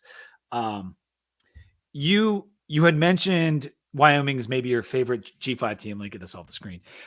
Is there any other, what are the other competing teams for you? Like, is it SMU? Because they're the highest in the FPI of the G5 teams. Is it Tulane? I know you're a big Tulane guy. Air Force, Fresno. I know Fresno just lost to Wyoming, so maybe that eliminates them. What's your thought there? I don't think it should eliminate them, because Fresno won at Purdue and won at Arizona State 29-0. And the very next week, very next week, USC barely beat Arizona State. Fresno's good. Yeah, I mean, let's be honest. I mean, I pulled this nugget up week 1 when I took Wyoming to beat Texas Tech. When anyone plays in Laramie, that's the highest elevation in all the FBS. The fans are passionate. It is incredibly windy. So if you have like a passing attack, their average like wind speed is like 15 miles an hour in Laramie, right? And not only that, it gets super cold. I was just there, and I was there in September 22nd. And once that sun goes down, you're like, whoa. So it is a sneaky tough place to play. I want to say, I remember UVA with Chris Long came up there, got beat down back in the day. UCLA came up there. A&M, I think in the late 90s came up there, lost. Missouri out of the SEC, I think 2019. And you said Texas Tech this year, right? Yeah. They have a track record of it. So Fresno, and I just thought it was a bad spot for Fresno. It's like they come up horrible there spot, trying to pass the ball all over. You know what I mean? It's like they're going to go, that wind is going to be shutting down that pass. So no, but I also think the Mountain West, I know you're all in on the Sun Belt. I think the Mountain West, and I fully, as someone that lives out here now, I grew up on the East Coast. I do believe there is a complete bias against the West Coast. I believe all your voters, I truly buy into that, right? After living here now. All of our voters, because not you guys, but I'm saying like all of our voters, I completely think the Mountain West gets disrespected every year. I think for it's harder to get eyes on, and a vast majority of the voters come from the East Coast, and it's just the way it is. And I even think even though the Pac-12 was terribly managed and terribly run, I thought over the past few years, I actually thought it was better than the national perception of the conference. But so I would lean back to your original question. I would lean right now Wyoming, because their only loss is on the road at Texas, and they had a backup quarterback, and that game was 10-10 in the fourth quarter, right? Yeah, Texas, and that was. See, I actually came away from that game impressed with Texas, because I thought Wyoming was so good, and Texas was coming off the Bama game. I was like, that's a dangerous, dangerous game, and Wyoming almost made them pay. They're a very good team. I mean, one would wonder if Wyoming had their starting quarterback, would they have been able to really make Texas's defense, because Texas's pass defense did look kind of shaky against Oklahoma. But then you add in after that, I don't think SMU deserves that at all, in my opinion. Okay. I would lean after that, JMU. Yeah, their losses to a terrible TCU team. I mean, and is awful. And they lost to Oklahoma, but they just don't look that great to me. I watched that, I think every game this season for them. And I would put a lot of other teams ahead of them. I think Tulane 100%. Tulane's only loss, much like Wyoming, is when they didn't have Michael Pratt. So I against think a very good team. And that score's misleading. That score's more misleading than the Wyoming Texas game, because that was like a 3-point game in the fourth. One of the final plays is the backup quarterback for Tulane fumbles and Ole Miss takes it back to the house. So that was a very close game in the fourth quarter. I'd probably say like Wyoming 1, Tulane 2 right now. And then JMU 3, and then Air Force is surprising me. I got a chance I was at Mountain West Media, and Troy Calhoun, he's a master of deception. He told me I interviewed him, and he's like, yeah, the rule changes, we're not going to be any good. I mean, he's like we lose Brad Roberts. He only had 3,000 yards rushing in his college career. We lose Zeke Daniels, 5th-year starting quarterback.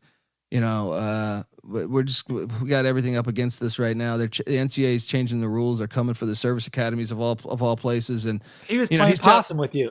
Yeah. And then I watch him, and so I like come back to LA, and I'm like, I got this nugget. I talked to Troy Calhoun, and then darn if they don't look like they look unstoppable. They're not only are they winning, they're covering by like double digits.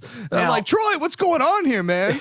Colby, what you're saying hits deep, because Pete and I have talked about the messaging coming from Virginia Tech being like they've highlighted 2 seasons in a row of like what they're looking for and what will be good, and it's been a disaster of the team. And we're like, dude, just undersell it. Like undersell no matter what.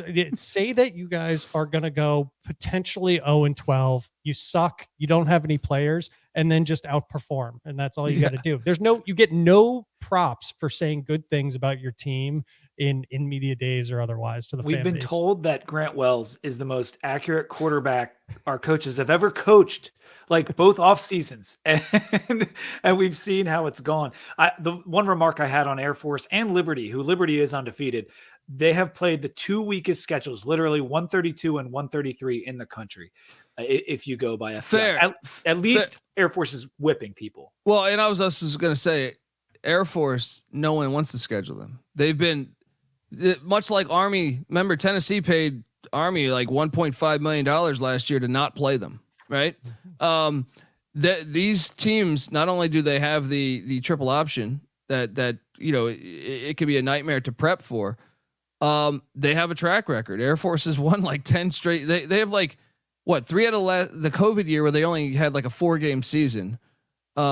If you were to take that out, I believe the last 3 seasons, Troy Calhoun's won 10 games or more and beaten good teams. He beat like Mike Leach's Washington State squad. He beat Baylor and Dave Aranda. He beat Colorado when they were terrible. Yes, that's true. I don't know if that's a feather in the cap or not, but I mean, they won the game. They won the game. Yeah, and you're right. They are one of those weird teams that like I'm not sure what people are expecting when they come in, and they kind of run a unique system, and I give them a lot of credit because they look the part, and it would be very cool if they were able to get up there in the playoff rankings and get to a New Year's Six bowl. Seems unlikely, but it could happen.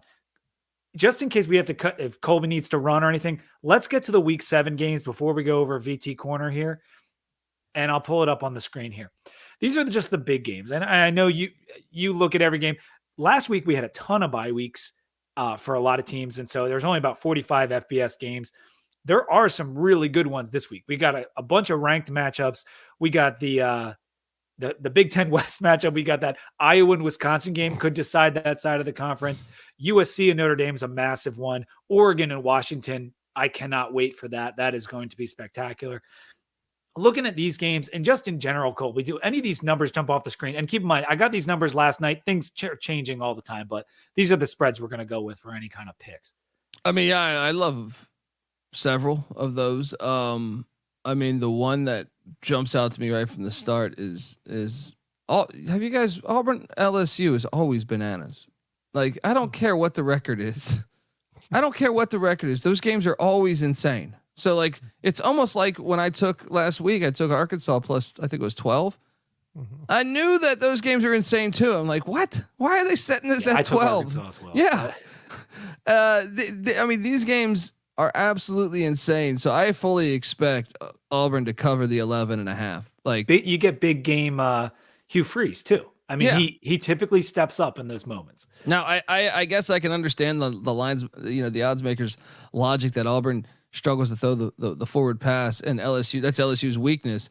But I don't care. Like, to me, it's like these games, he'll have trick plays or something dialed up. Like, that's just too many points in a game where it's a rivalry game that is just always. It's kind of like Red River. It's like, I was a fool to take Texas because in hindsight, I mean, I thought Texas was the better team, but I'm like, normally you just always take the dog in those matchups because it's always insane. That one jumps out to me, and then I would say I love Washington -3 against the Oregon Ducks. I just think. Oh, okay. I just think coming into, it's much like Autzen. You go to Autzen and it's very hard to win. One of the sneaky tougher places to win, I think, is in the whole country is I'm drawing a blank on the name of the stadium right now, but the Washington Huskies home stadium. The sailgating. So, yeah, that place gets loud, man. And so I think Washington, knowing, they both had bye weeks, but I just think Washington at home with that noise behind them. I think Oregon hasn't. I thought the reason why I thought Colorado might be able to cover against Oregon, and I'll be honest, this was more so me being a Colorado fan growing up, but I thought their wide receivers could expose their secondary. But my one thing that I did not think would work for Colorado is them blocking Oregon's defensive line, right? So Shador wasn't getting the protection to get the ball to those wideouts.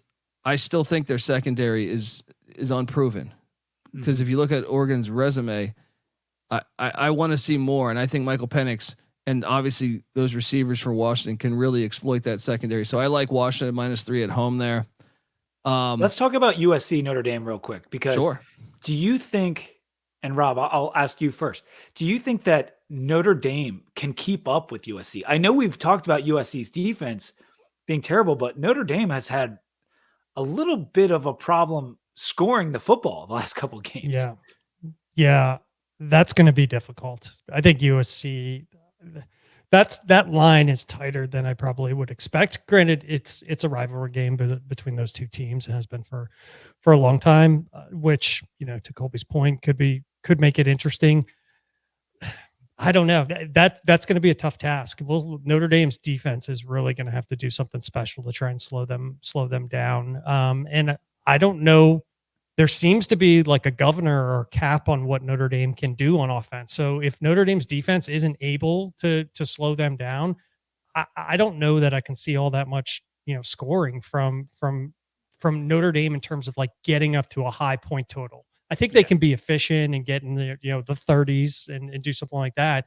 But if this thing turns into like a 40-point game, I just don't know if Notre Dame even has that tool set right now. Right. I mean, are they going to get Greathouse back for this one? Do you have any insight on that, Colby? But like they just need playmakers on the outside. Last I heard was up in the air, I think. But I lean Irish though, man. I think, because here's the thing. I think Notre Dame's run defense is their weakness.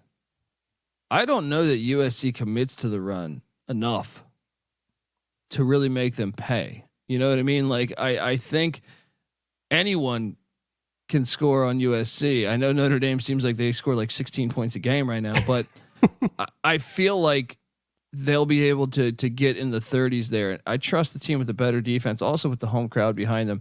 Now, obviously, I fully expect this to be like a 3-point game with the 5 minutes left.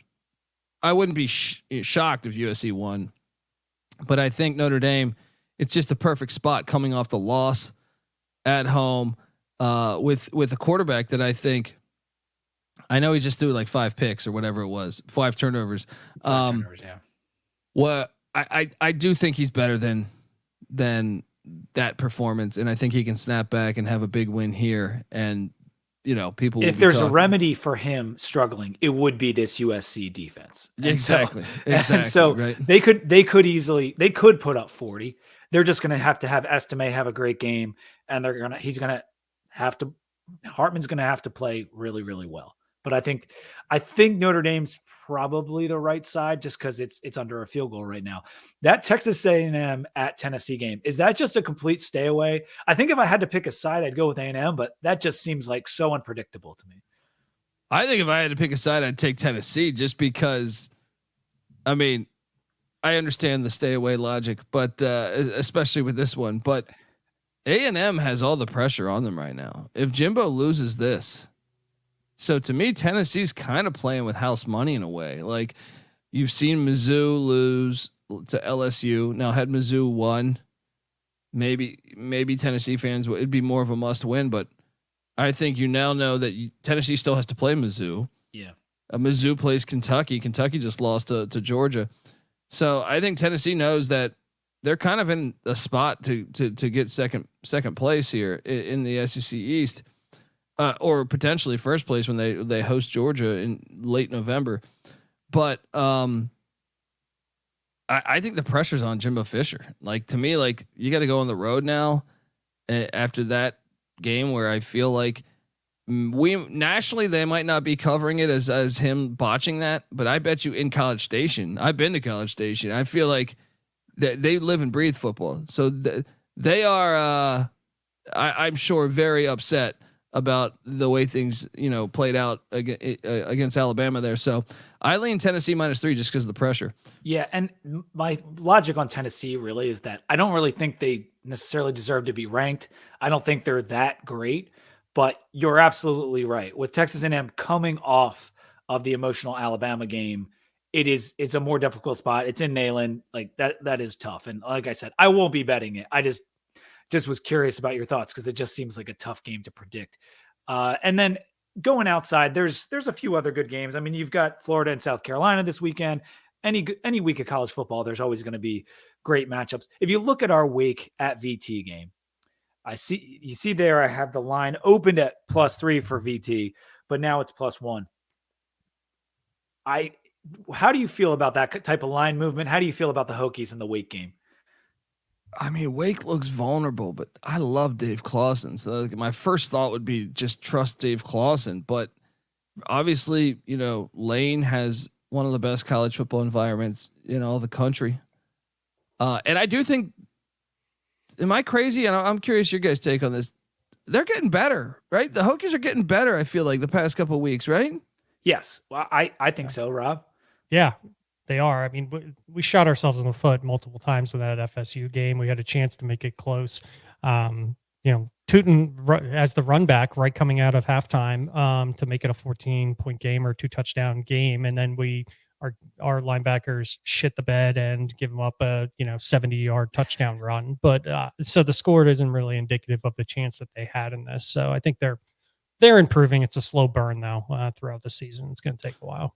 The offense has improved. That's what I'm saying. Like that's what makes me think that they're probably going to be able to get this one with when you mix that with the home environment. But Wake, I was impressed with last week. 2 weeks before, I was not super impressed with Wake Forest. But I mean, they were losing to ODU for a while when they played them, and Georgia Tech. Yeah, they're a weird team this year. The thing about the Hokies schedule and just the Hokies in general is the ACC is not very good. And so there's winnable games down. We got Wake, we got Syracuse, we got NC State, BC, UVA. You could win all those games. You could lose all those games. That's where Tech is right now. But the offense, since the change to a more of a option offense, I don't know how you put it exactly, Rob, but something like that, where we ran a lot more pitches and screens and tosses last game. Chiron drones makes us so much more dynamic. It gives the offensive line just a little bit of extra breathing room. And we don't look as atrocious up front as we had been looking. Defensively, 282 yards allowed to Florida State is ridiculous. When you consider what Florida State was doing on the ground before that game, we thought we had maybe turned a corner with the rush defense against Pitt because we held them to 38 yards rushing, but all of our flaws at the linebackers, at the safeties, and across the D-line were on full display. Benson went for 200 on 11 carries. I mean, Rob, you watched it intently. Like, I think he might have gone for 120 on 2 carries. I'm not joking. I think it might have been 120 yards on 2 of the carries. It was wild. Yeah, we thought we had something solved, but it's atrocious on right now what's happening on the run defense. And you and I talked about it before the game. Virginia Tech, if you want to get your running back going, play Virginia Tech. Like if you're not performing up to snuff, it's like in the run game, then Virginia Tech is here to get you rolling. And we had another early deficit, and that's something we saw against Rutgers. It's something we saw against Purdue. FSU jumped out to a 22-0 lead, and everyone felt like it was over. But I will give the guys credit because they clawed back. We got a field goal, and it's like, all right, scoring streak's not going to end. That's good. Longest one in college football. Let's keep that going. But we followed it up with a touchdown, and Tootin is still the man. The running, I mean, you might know him from FCS, Colby, but like this kid Tootin from NC, was it A&T? Yeah. Mm-hmm. Oh my God, he's so good. I mean, he should be an NFL running back. Like his balance, his power, his speed. He ran back the opening kickoff in the second half to make it 22-17. And we had hope for like 40 seconds before Benson went off. But I love this kid, Tootin, and he gives us a chance going forward. Yeah, I mean, those FCS, I mean, look at Florida State's best defensive player is a defensive end from Albany. They transferred in. Wow. That's right. Why that's another thing. I mean, I don't know if we want to take it there right now, but I'm saying I do think some of the parity you're seeing is because of the transfer portal and the fact that you can, if your scouting department is up to speed, I bet you there's a lot of coaches that weren't watching Albany football games or North Carolina A&T football games. So if you can have your team out there studying film every day, every week, the portal, I think, has made a lot of this parity, as well as some say the NIL, and I think maybe a little bit of the NIL, but I think that the portal certainly. Yeah, it absolutely adds a different dynamic to it because even the teams that get picked off, the MAC teams and the other G5 teams that get picked off and guys elevate to the P5, sometimes it works out for those teams too. It's a very odd thing with the portal. Like you'd think all the cream would rise to the top, and it does to a point, but like I don't think the Fresnos and the Wyomings and Tulanes are necessarily worse for the wear. It's kind of it's a very interesting thing. Somehow I feel like it has created almost more parity because those lesser teams will go find a guy from FCS, as you said. Well, yeah. And like for your coaching, like, I really believe, at least from the people I've been able to interview too, regarding this, it's like it's almost factors into how good of a coach you are because, you can address, like, I think it was Craig Bull, the Wyoming coach, was saying like, yeah, I went out and got Holy Cross's wide out. No one watched Holy Cross. He starts for Wyoming now. I think he got a couple other key pieces, but if you know the clear weaknesses of your team and you can, go break down film and say, hey, this guy's good, even though he's at Holy Cross or something like that, as an example. Whereas the other side of that coin is like, if you're just, an SEC school, Big Ten school, and you're like, oh, let's go get that 1,000-yard receiver for Bowling Green. That might not be a guy that's better than your second string or third string wideout. So it can go either way. You really got to be able to study the film and break down stuff and have people, connected, I would say, to what your blueprint is. And I definitely think it's a huge result of our parity. I definitely think, like, you look at the best schools right now, short of Georgia, which even Georgia, I think they have a couple transfers there. I think every other school has key transfers, like Michigan definitely on the offense and defensive line has a slew of transfers, even though they've played nobody, but, and it creates different, and Rob, I'll let you go. Do you want to jump in here or something? Yeah. I just think if you can have right now, and we're probably about anybody that's going to start it today is probably about 12 to 18 months, a little bit late. I think if you had a school that dropped a lot of money in having scouting analysts and no lawnmowers going behind them. In case you can hear that. Yeah, Robbie's but got if you people had- working in his backyard.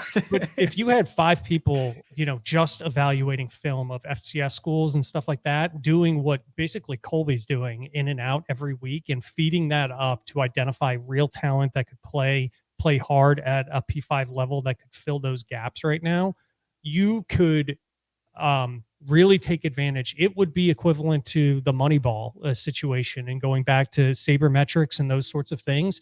That is a true angle and a differentiator that you can make that is not game day driven. That's true in a room, just looking at film, understanding what you can bring in. You can make a huge difference. And 2 years ago, people were talking about whether this would create parity, not make it worse. And I think the people that thought it would make it worse were wrong. It just was fundamental when there is more freedom of movement. And you see this across professional sports. You see it all the way down. When there is freedom of movement of players, it levels out the water, right? It makes things come out more even. And I think it's pretty exciting. It sucks not being able to have people all the time for 4 years and really get to love them. But in terms of the product on the field, it's immensely changed the It's the not game. worse, right? The product is not worse because of the transfer portal, in my opinion. No, I completely agree, and I think sometimes if you're at a smaller school, sometimes from my experience of interviewing coaches, it doesn't necessarily the harder job might be the smaller school as far as you might be the better actual football coach than the guy who can recruit really well. Historically, this is once again a new era now with NIL being legal. Take Mario Cristobal, for example, and I don't mean to completely destroy this guy, but I'm saying this is a guy who's known as a recruiter, right? So I would question how well he can break down film. Obviously I don't know about his team or who he's working with now. College football you have a lot of general managers, but I would question the way that if they do bring in a ton of transfers. And I would question, are they bringing in the right ones, as opposed to you take, like we said, Craig Bowl or something who, I feel like I trust his evaluations. And I think that the more traffic, to Robbie's point, the better coaches, like I said, you don't need to be the number one coach of the year because you played in the national championship. If you know football and you can coach up, you say, who is this defensive Maryland starting an offensive lineman from Frostburg State? That's not even FCS. That's D2. And he's a stud. He's going to go to the NFL, right? So if you know what the hell you're doing, I think there's a ton of leeway now, whereas before you were kind of stuck with this huge area of weakness. Yeah. And the last thing we'll say on this before we move off transfer portal and get back to some stuff that's going on this year is just that it can also create a reliance that isn't so good. Look at Alabama and them going after Jahmyr Gibbs from Georgia Tech last year. They bring him in, great running back. That's awesome. But where is Derrick Henry? Where's Ingram? Where's Richardson? Where's Lacey? Where are the guys that you used to develop? Now you've decided, we can just go out and get a Jahmyr Gibbs. We don't have to have this stable of running backs. And it works at different positions at different times because we saw the talent at wide receiver and they've made more of a focus to throw the football. But I just thought it was an interesting example of something like normally we know who Alabama's running back is, who it's going to be, and they're always going to be high up there on the Heisman list. And now, I don't know, because they feel like, we can just go grab a running back from somewhere. And sometimes it works and sometimes it doesn't. So there are these different leveling things that happen from the portal. Just to finish up on VT real quick, the rush defense is still bad. We know that. Hopefully the linebackers or maybe Nasir Peoples can get healthy and get back fully. But we got to be a little bit better in the back end and figure this out if we do want to try to go to a bowl, because we need 4 more wins. And there are 4 more potential wins out there. It's just that we're going to have to play better on defense if we want any shot of going to a bowl. Me and Robbie will talk more about Florida State and Wake and the rest of the season on our 2 Deep show later in the week. But I would say the goal of that game was to go down there, not get hurt, and to get out without embarrassing ourselves. And I think we accomplished that. We covered. We probably didn't deserve to cover because we scored 10 offensive points, but we covered. And is that how you feel, Rob?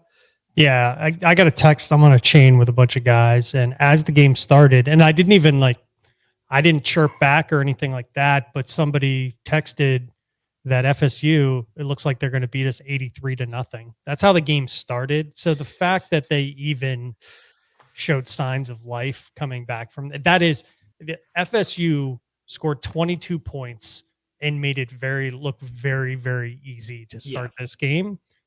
You easily could have just mailed that shit in and just been done with it. And I think they stuck around and they at least didn't get fully embarrassed. And that's about all. And came out relatively healthy. And I think that's about all you could ask for. And we've seen this from FSU, these lulls that they have where they don't really do anything for a while. And all of a sudden they explode. And like, I'm not sure if that's going to be good enough for them to win a national title, but their high end is very high. Do you think that's right, Cole? I mean, I do, but I also in the way the schedule breaks, I personally thought Clemson should have beat them. I thought Clemson was the better football team that day, but they got out of there. To start. Yeah, they got out of there. That defensive touchdown was huge. Mm-hmm. That changed the game. Yeah. But I mean, they're certainly one of the more talented rosters I've seen, but I do question I kind of thought BC had them on the ropes. I know they sat a few guys because of the flu.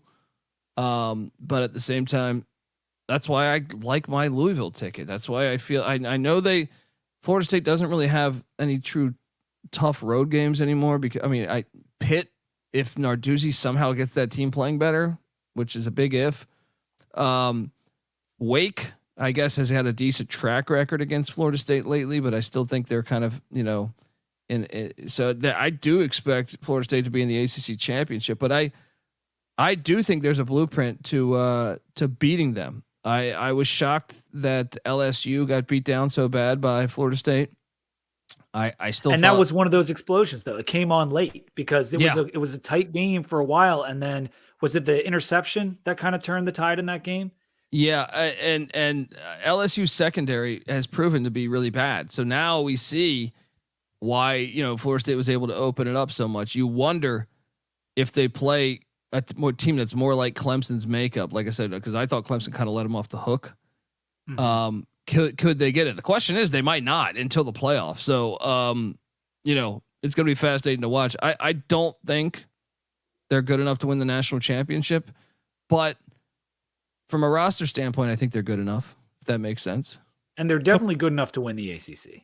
Yeah. I would favor them right now to win the ACC. Yeah. To be in the playoff. And I've pulled up the AP poll on the screen. That's the rankings you see there. And you'll see Colby's Louisville Cardinals at number 14 in That's that poll. Ridiculous. That's ridiculous. This is. Can we talk about this for a second? You hate, yeah, of course. That's why it's on the screen. You hate the polls so much. It's a popularity count. It's people. Here's the thing that I've learned as I've gotten closer to it. Right. It's people that don't watch the games, and I don't understand how we have a system that's built on so much, millions of dollars dictate this. You know what I mean? And to me, we watch all the games. I'm not saying putting me on there as their main voter or something, but I'm saying like they should at least be watching like I'm watching, because when you sit there and you see like the week after Tennessee beat Florida, or I'm sorry, Florida beat Tennessee, you have like half the people are saying, yeah, this was like week 3. They both had the same record. Me and Rob talked about right? that, how they were ahead of them after they lost to them. It's so stupid.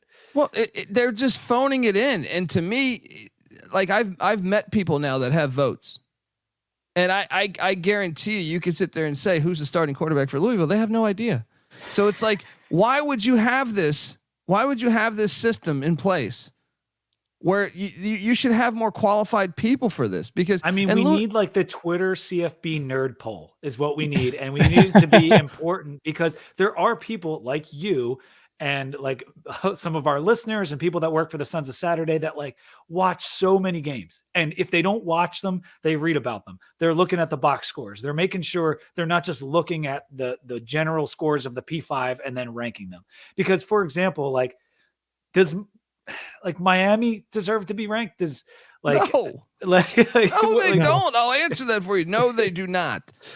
They're number 25 right now. We've still got go ahead. They played 2 Power 5s. They're 1-1, right? And they have yet to play a Power 5 on the road. Sorry, get out of here. All right, like look, Louisville, you could say, okay, they haven't played the best Power Fives, but the reality is they've played, I believe, 5 of their 6 games are against Power Fives. I don't even know if anyone else in the top 25 has 5 Power 5 wins.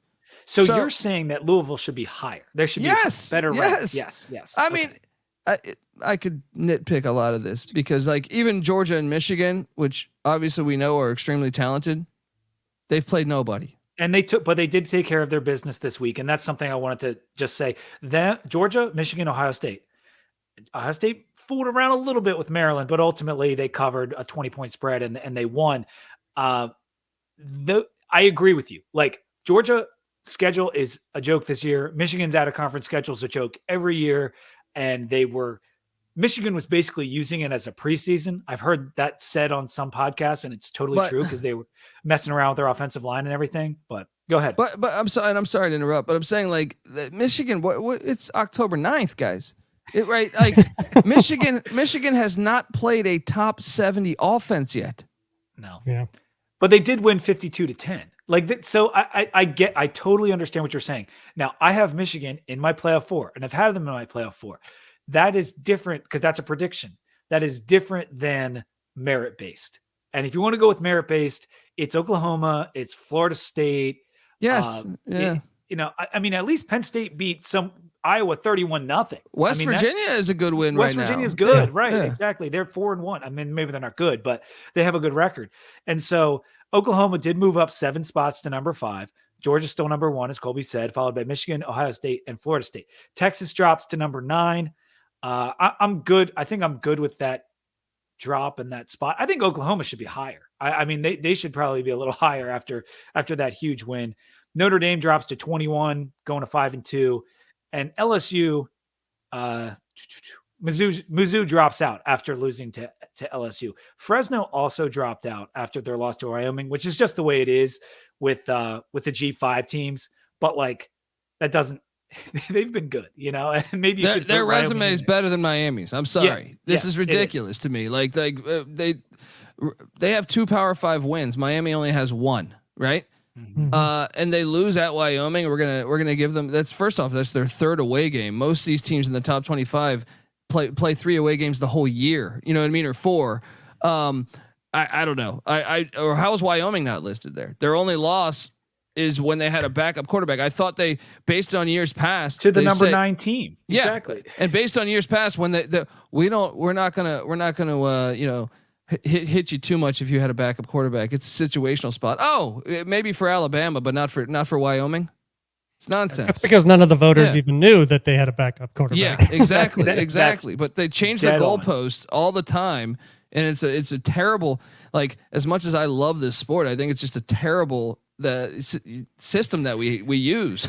Well, this is the beauty of Colby. And if you listen to him at all, and I encourage you all to listen to the College Experience, it's a great show. Like, he puts out a ton of content. He loves college football to no end, but also like hates so many things about it. And I love the hills that you die on. And I can't wait for you to tear this apart because I'm about to give you my playoff 4. And I'll ask you for yours too, if you have a prediction for us. This is my playoff 4. I have changed it this week because I had Texas at number 1 last week, and they almost won, but they did not. And so I look at Oklahoma's schedule. It's an easy path to the Big 12 title. They could easily drop a game, but I still fully expect them to be in the Big 12 title game because the rest of the Big 12 is a little bit of a mess. And so Oklahoma's number 2 for me. If you're just listening and not watching, Michigan is number 1. I've got FSU at number 3, and I've got Alabama at number 4. And my reasoning for Alabama, I am a believer in Jalen Milroe.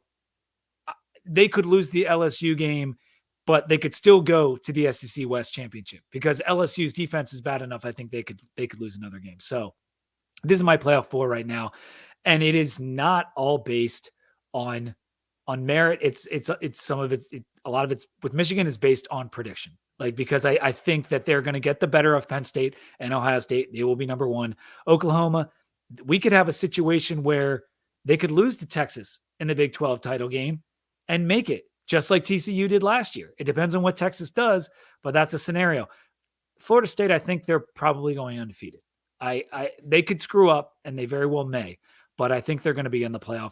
And then I just said that I think Milroe plays well enough, and the defense for Alabama is good enough that they will beat Georgia, because Georgia will not be tested to the degree that Bama has already been tested. And I think Bama gets the better of them in the SEC title game. So that's my prediction as of right now. Okay, Colby, what do you hate about this? Well, Colby, let me set you up with this on the FSU, which I know you're staring at. So I just looked up. You know who has a really good run defense? Actually, Louisville. And in that Virginia Tech game at home we are not a good team, right? And if we had a better and a really good run defense, that would have been a very, very close game. If not, maybe a different outcome. So I think I went from not really sure to fully bought in on this Louisville pitch that Colby, like fully. I think I've gone all the way. But they got to get there too still. You know what I mean? Yeah. Like one of the things that terrifies me is this Pitt game they have this weekend, because you're like, man, they just stormed the field.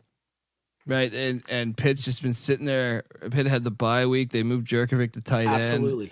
Narduzzi's a maniac. So I'm just like, I could completely see Pitt just beating down Louisville this weekend.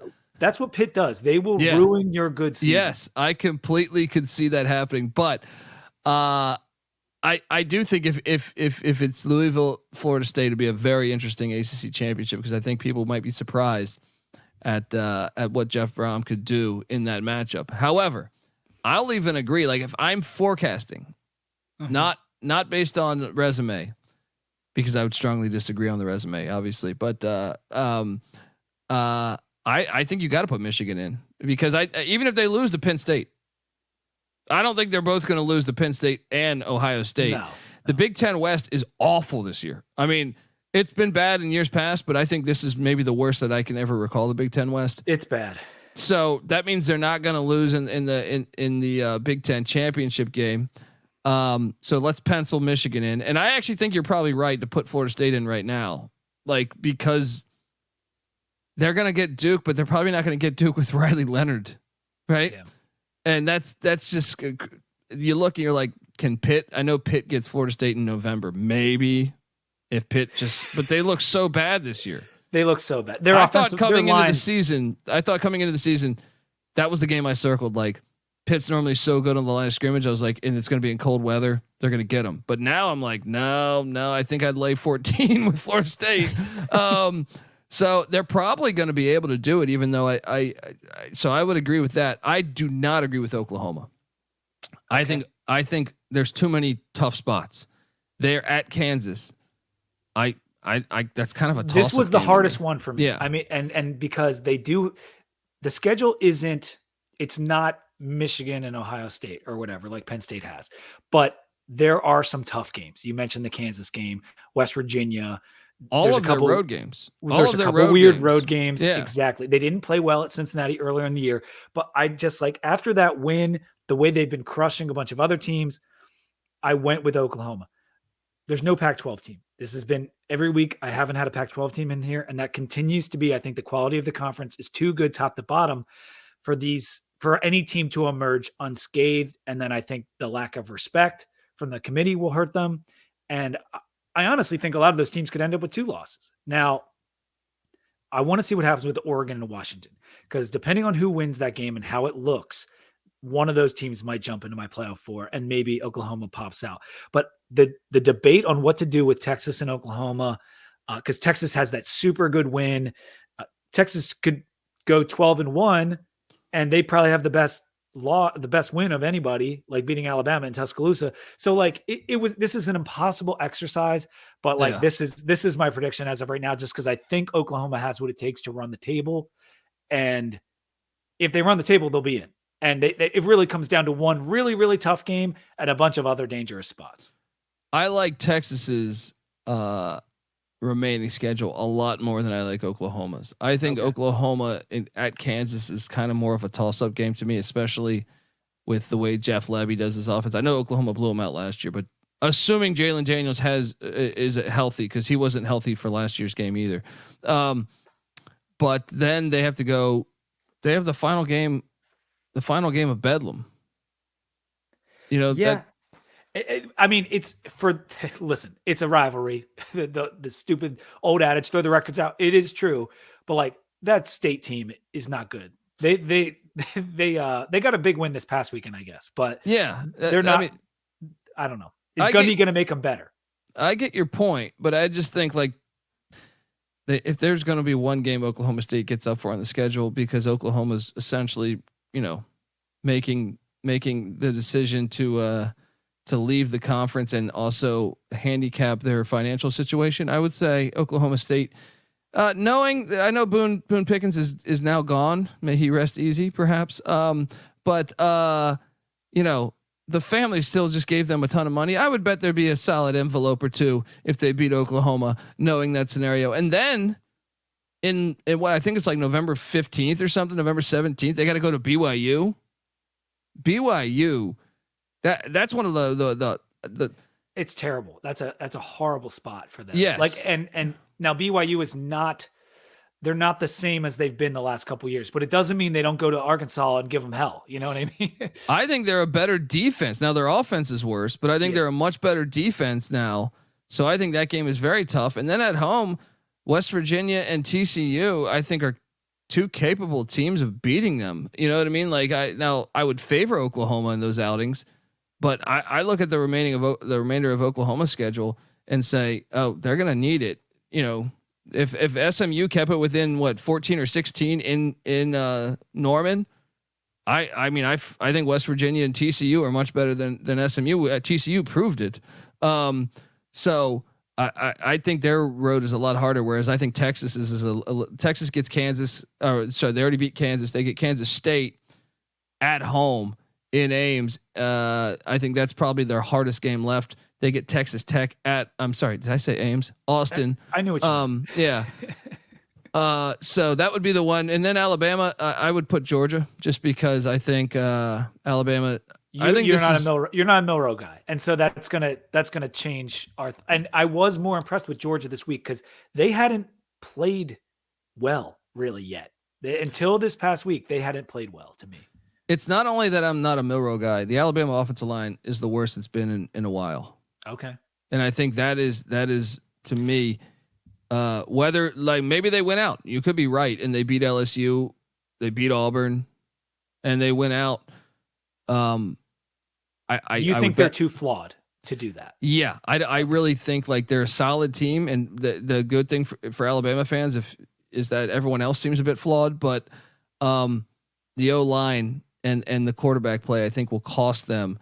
And I pencil in those games against, like Jalen Daniels, where it's like you not only have the strength of LSU's got a really good defensive line. Now LSU's defensive backs suck, but their defensive line is actually really good. That against Alabama's offensive line, and then having Jalen Daniels, who might be playing the best football of anybody in America right now in college. I think that could be a little too much there. And then also the Auburn game's always crazy on the plains. And then they would have to beat Georgia, which I just really don't think. You want to talk about giving Kirby Smart a week to prep?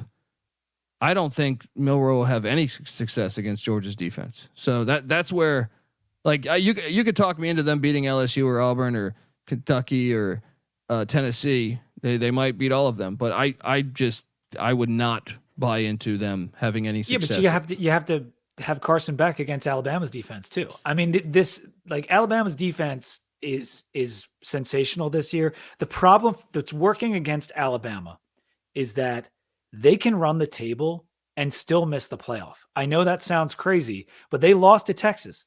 And so if Texas is 12-1 and they're talking about these, there's a couple undefeated teams and you've got a couple one-loss teams, Texas is going to get in over Bama.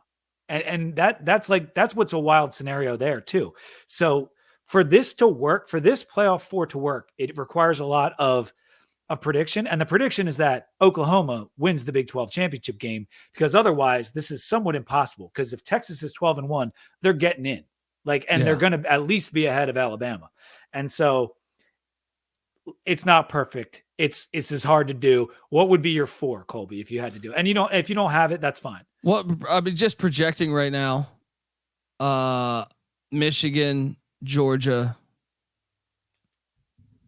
Florida State and the Pac-12 champion. I just think you gotta have the. I do think it's the best conference this year. Okay. And that's the first time that's happened maybe in 30 years. But I think it's the best conference this year. So you would have to put the champion in. Now, if the champion has 3 losses, then maybe Texas, maybe Alabama with 2 losses, or one. Yeah, 2 losses it would be. Yeah, we could see a 2-loss team get in this year just because of how flawed all the teams are at the top. It could be Penn State too, because if Penn State, if Penn State, goes 11-1 and their 1 loss is to Ohio State, but yet the tiebreaker, because I've actually looked into this, if all 3 of those, the Blue Bloods in the Big Ten East, Penn State, Ohio State, and Michigan, all go 11-1, it's gonna go to the records of the opposing teams from the West, right? Okay. Which I actually think might favor Ohio State, right? The records of the East or the West? It's who they played from the West. Okay. So with Ohio State getting Wisconsin, and the fact that Penn State got Illinois and Northwestern, you can pretty much rule Penn State out of it then, right? Oh wow. Okay. For playing in the Big Ten championship, it would either be Michigan or Ohio State, and then so one of those teams is not going to play an extra conference championship game. So you would think, just like last year, we saw Ohio State get into the playoffs. Yeah. You could see a scenario there too. Yeah. Rob, do you have a 4?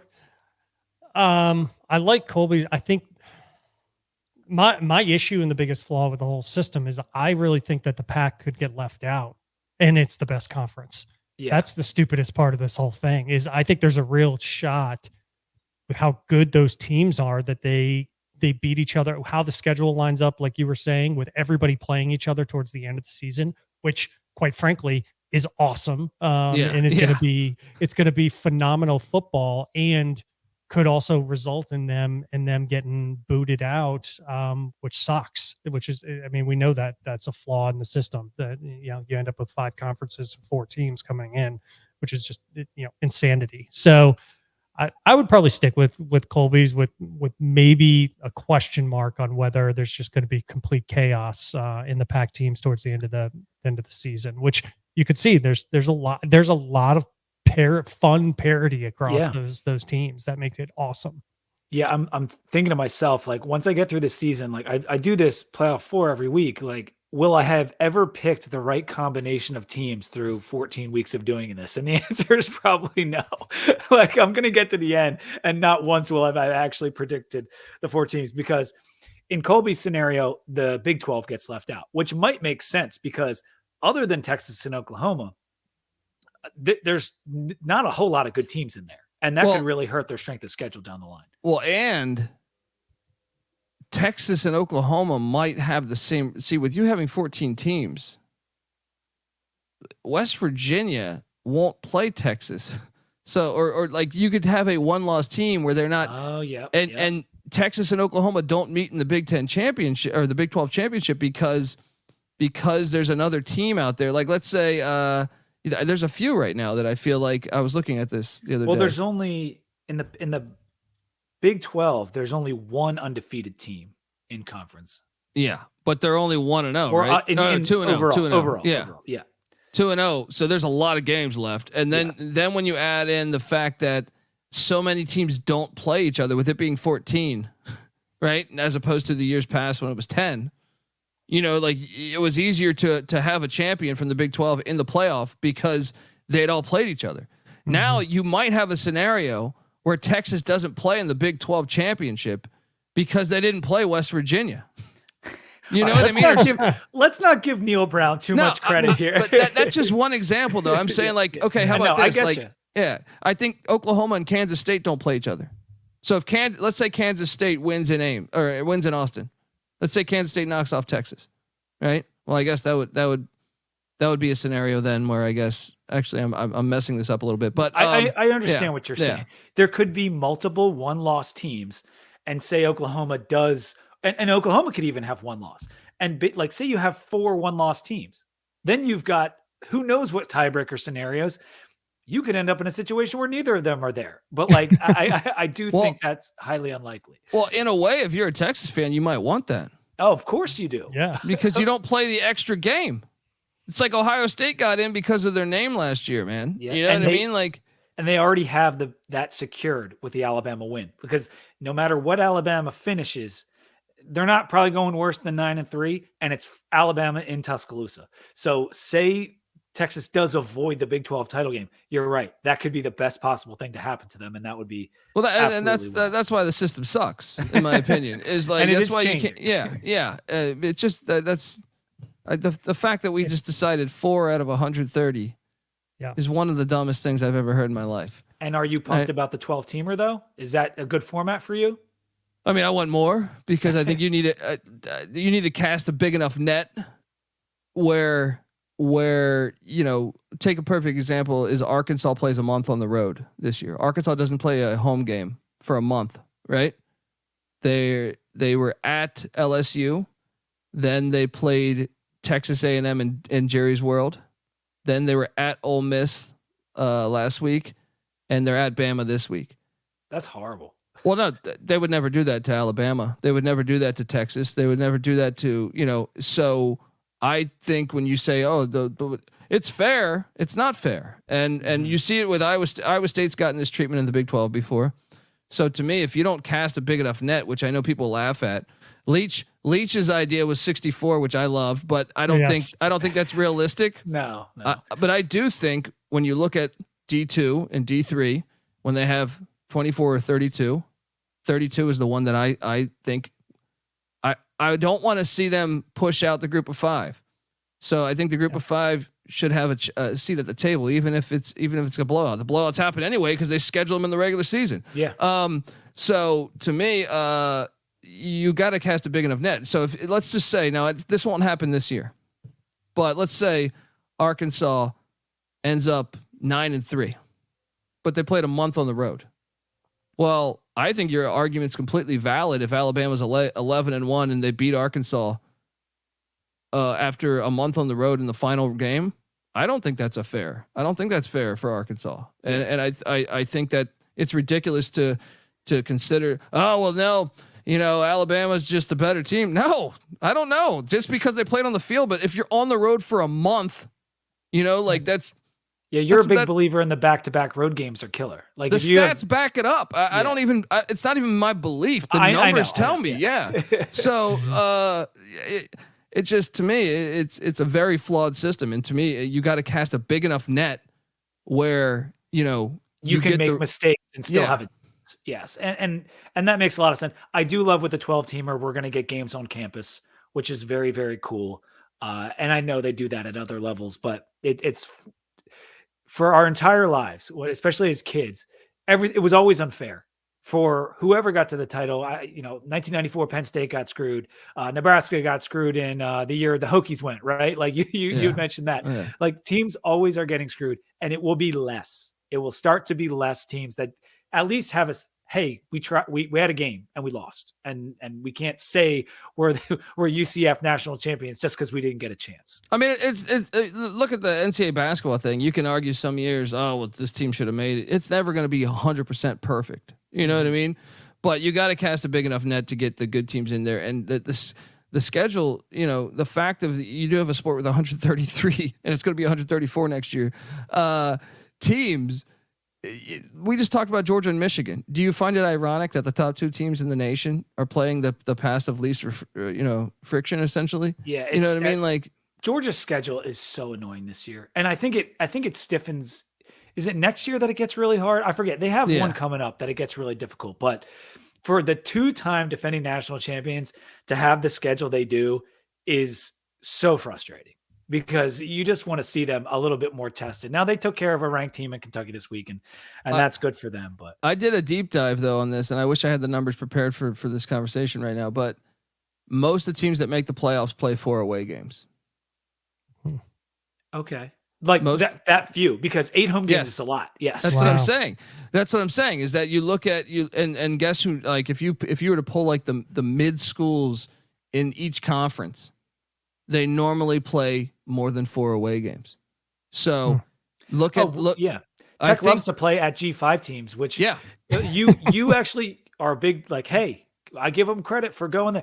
I hate it because like we lose. Like Yeah. when you go on the but, road. but you're looking at it from a Virginia Tech fan. If you look at it from the sport, I hate how there's this thing of like, when Texas Tech played at Wyoming, the national narrative was like, why would they schedule this game? And I'm like, no, because it's awesome for the fan. How about that? It's fun.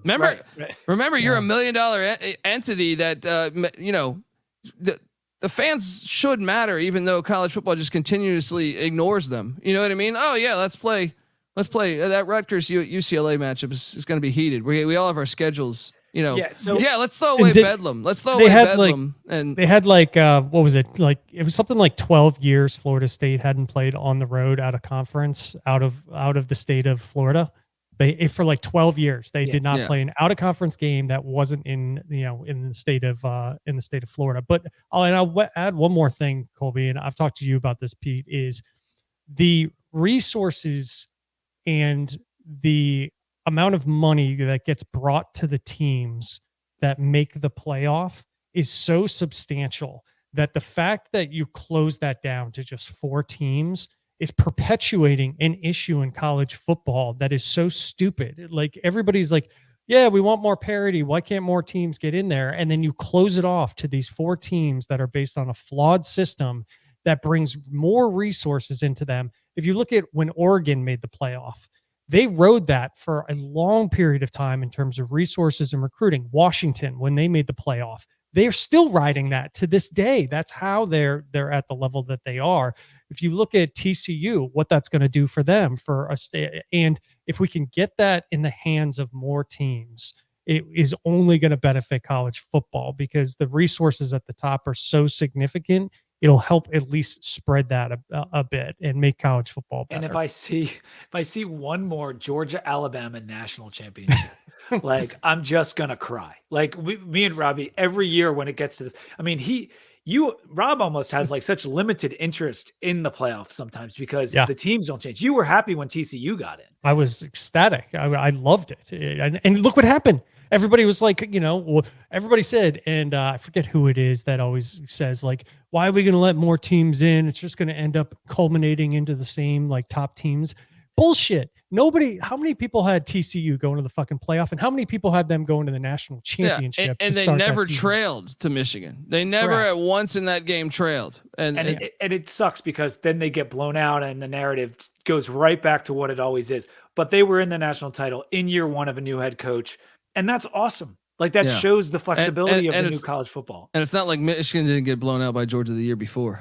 Exactly. Right. That's right. I mean, but that gets forgotten and whatever. We've gone on way too long. I do appreciate you being on with us, Cole, because you are you probably could have been a doctor or something if you put this brain of yours to better use. I don't know if you want me. Robbie knows. Robbie knows me. All right. I don't know if you want me. A guy, like I said, we watch Seagal movies on. I would wake up and watch Seagal movies. I don't know if you want me operating on somebody, but guys, I appreciate you, and it's always a pleasure. And we'll have to do this again at some point. I know you're a busy man, so I appreciate you coming on at all and talking to an old friend in Robbie and I. So that's great. You're the best, Colby. I'll talk to you on Twitter, but thanks for all the insight and we'll check in soon, bud. All right. Take care, guys, and appreciate you guys. And anytime, let me know. Take care, buddy. Let's go. Take care.